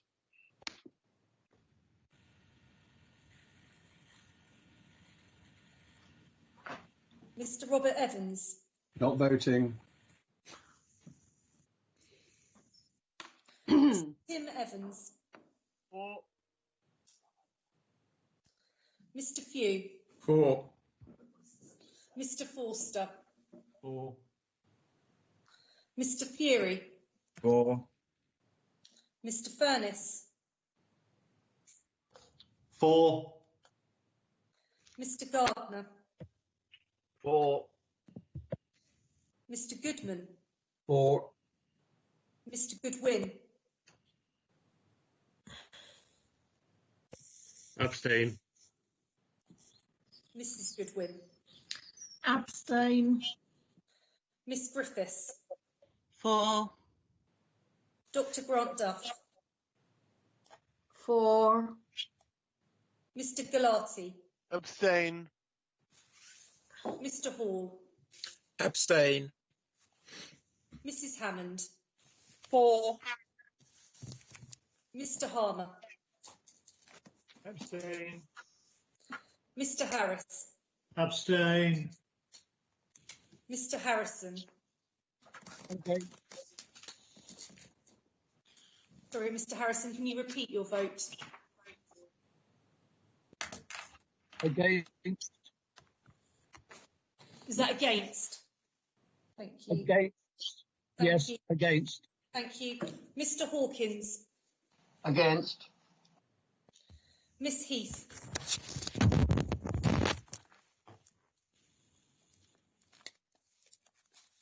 Mr Hussain.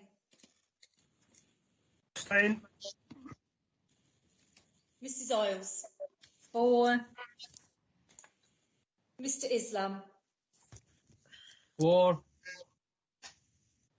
Mr Kemp. For. Mr Kinkton. Against. Mr Knight. Abstain. Rachel Eilake. Sorry, I would like it noted that at the beginning of this item, the chairman acknowledged Councillor Deach and saying that he had a problem with recommendation 13, and therefore I took the view that that would be taken separately. So I find myself in a position of voting against on this item because of recommendation 13 not being taken separately. Thank you. Mrs Lay.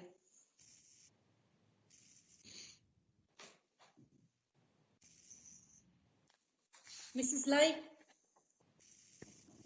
For. Mr Lee. Abstain. Mrs Lewis. For. Mr McIntosh. Abstain. Mr Mallet. For. Mr Mansfield. Against.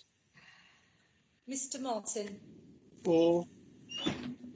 Mrs Mooney. For. Miss Smalley. For. Mrs Mosley. For.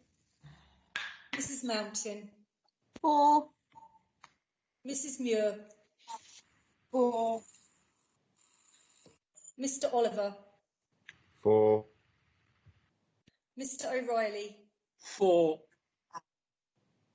Dr Povey. For. Mr Ramsdale. For. Mrs Rivers.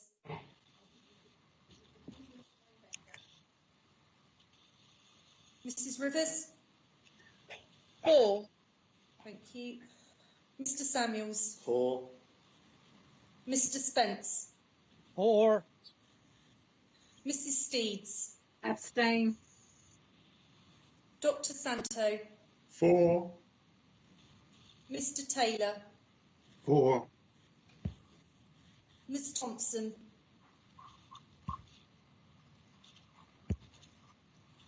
For. Mrs Thorne. Against. Mr Townsend. Abstain. Miss Turner Stewart. For. Mr Walsh. For. Mrs Watson. For. Mrs White. For. Mr Whitham. Abstain. And Mrs Young. For. Okay, so that's 52 for, so that's carried. Thank you, members. So that is carried. So we move to recommendations 15 to 20. And may we have a recorded vote on this, please, Vicky? Thank you. Okay, so again, for, against, abstain. Mrs Angel.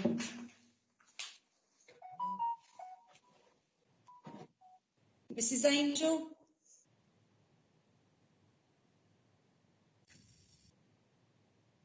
Okay. Miss Azad. For. Mrs Barton. For. Mr Beckett. For. Mr Benison. For. Miss Boot. For. Mr Bottom.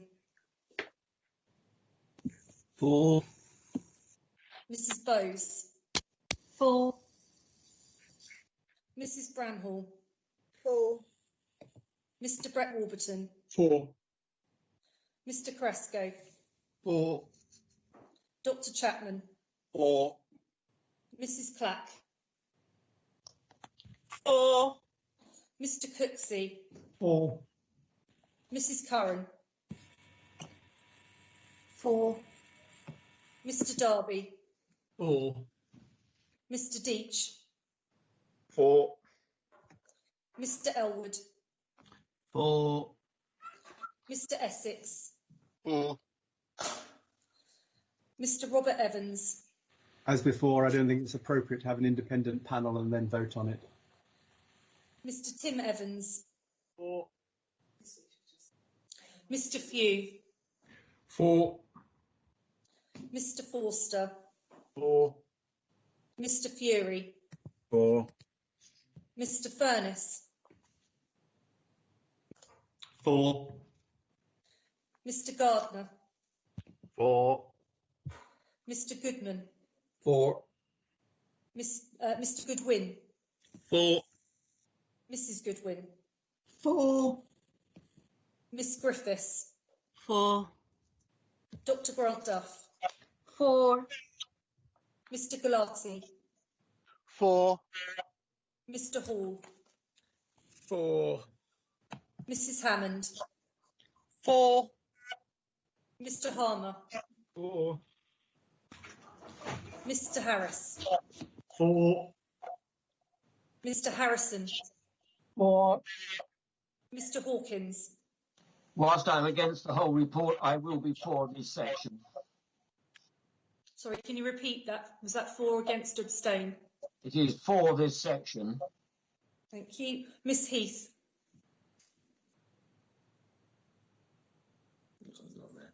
Miss Heath, Mr. Hussain, 4. Mrs. Isles, 4. Mr. Islam, 4. Mr. Kemp, 4. Mr. Kinkton, 4. Mr. Knight, 4. Rachel Lake, 4. Mrs. Lay, 4. Mr. Lee, 4. Mrs. Lewis, 4. Mr. McIntosh, 4. Mr. Mallet, 4. Mr. Mansfield, 4. Mr. Martin, 4. Mrs. Mooney, 4. Miss Morley, 4. Mrs. Mosley, 4. Mrs. Mountain, 4. Mrs. Muir, Mrs. Muir, 4. Mr. Oliver, 4. Mr. O'Reilly, 4. Dr. Povey, 4. Mr. Ramsdale, 4. Mrs. Rivers, 4. Mr. Samuels, 4. Mr. Spence, 4. Mrs. Steve, 4. Dr. Santo, 4. Mr. Taylor, 4. Mrs. Thompson,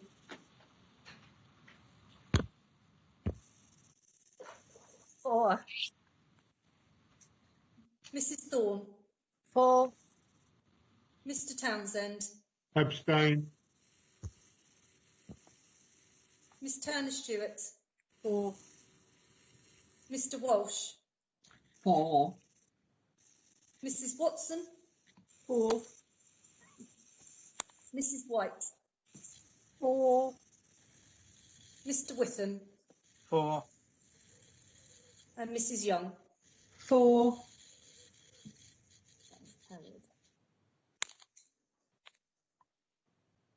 Thank you, members. That's carried. And for the last two, does anyone disagree with the last two? If they would say disagree now, please.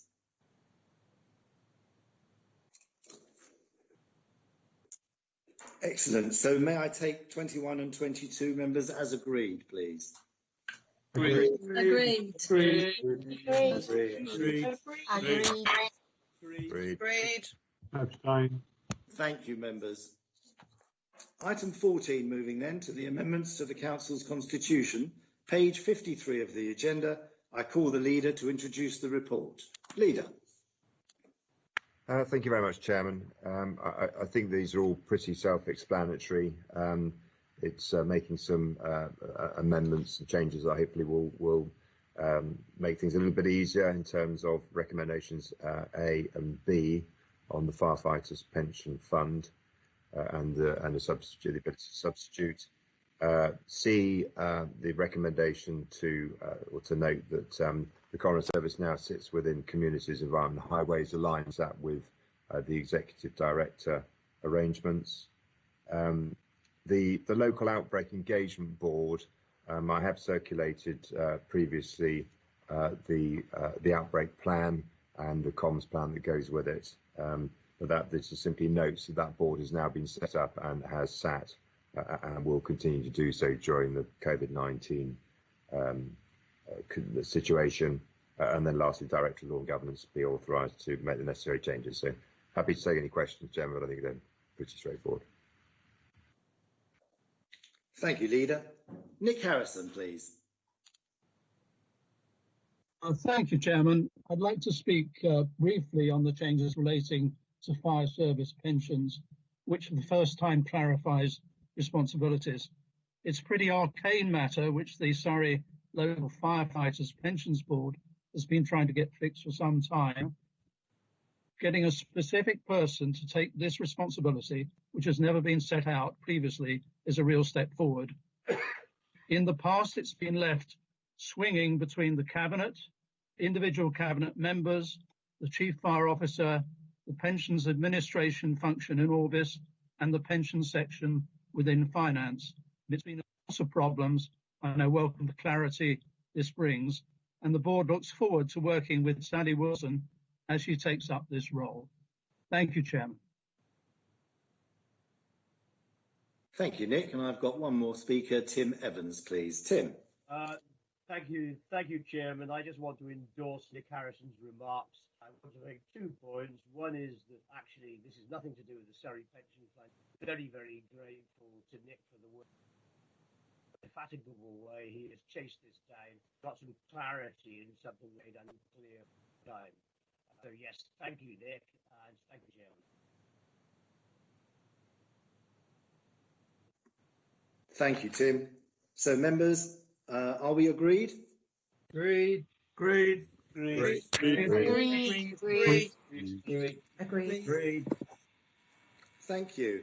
Moving to item 15, the report of the Cabinet, which is on page 61 of your agenda.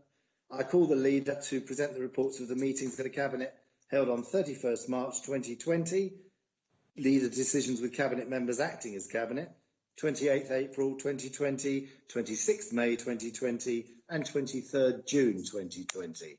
Leader. Thank you, Chairman. I beg to move the minutes of those meetings. Thank you, Leader. I'll call each paragraph. Paragraph A.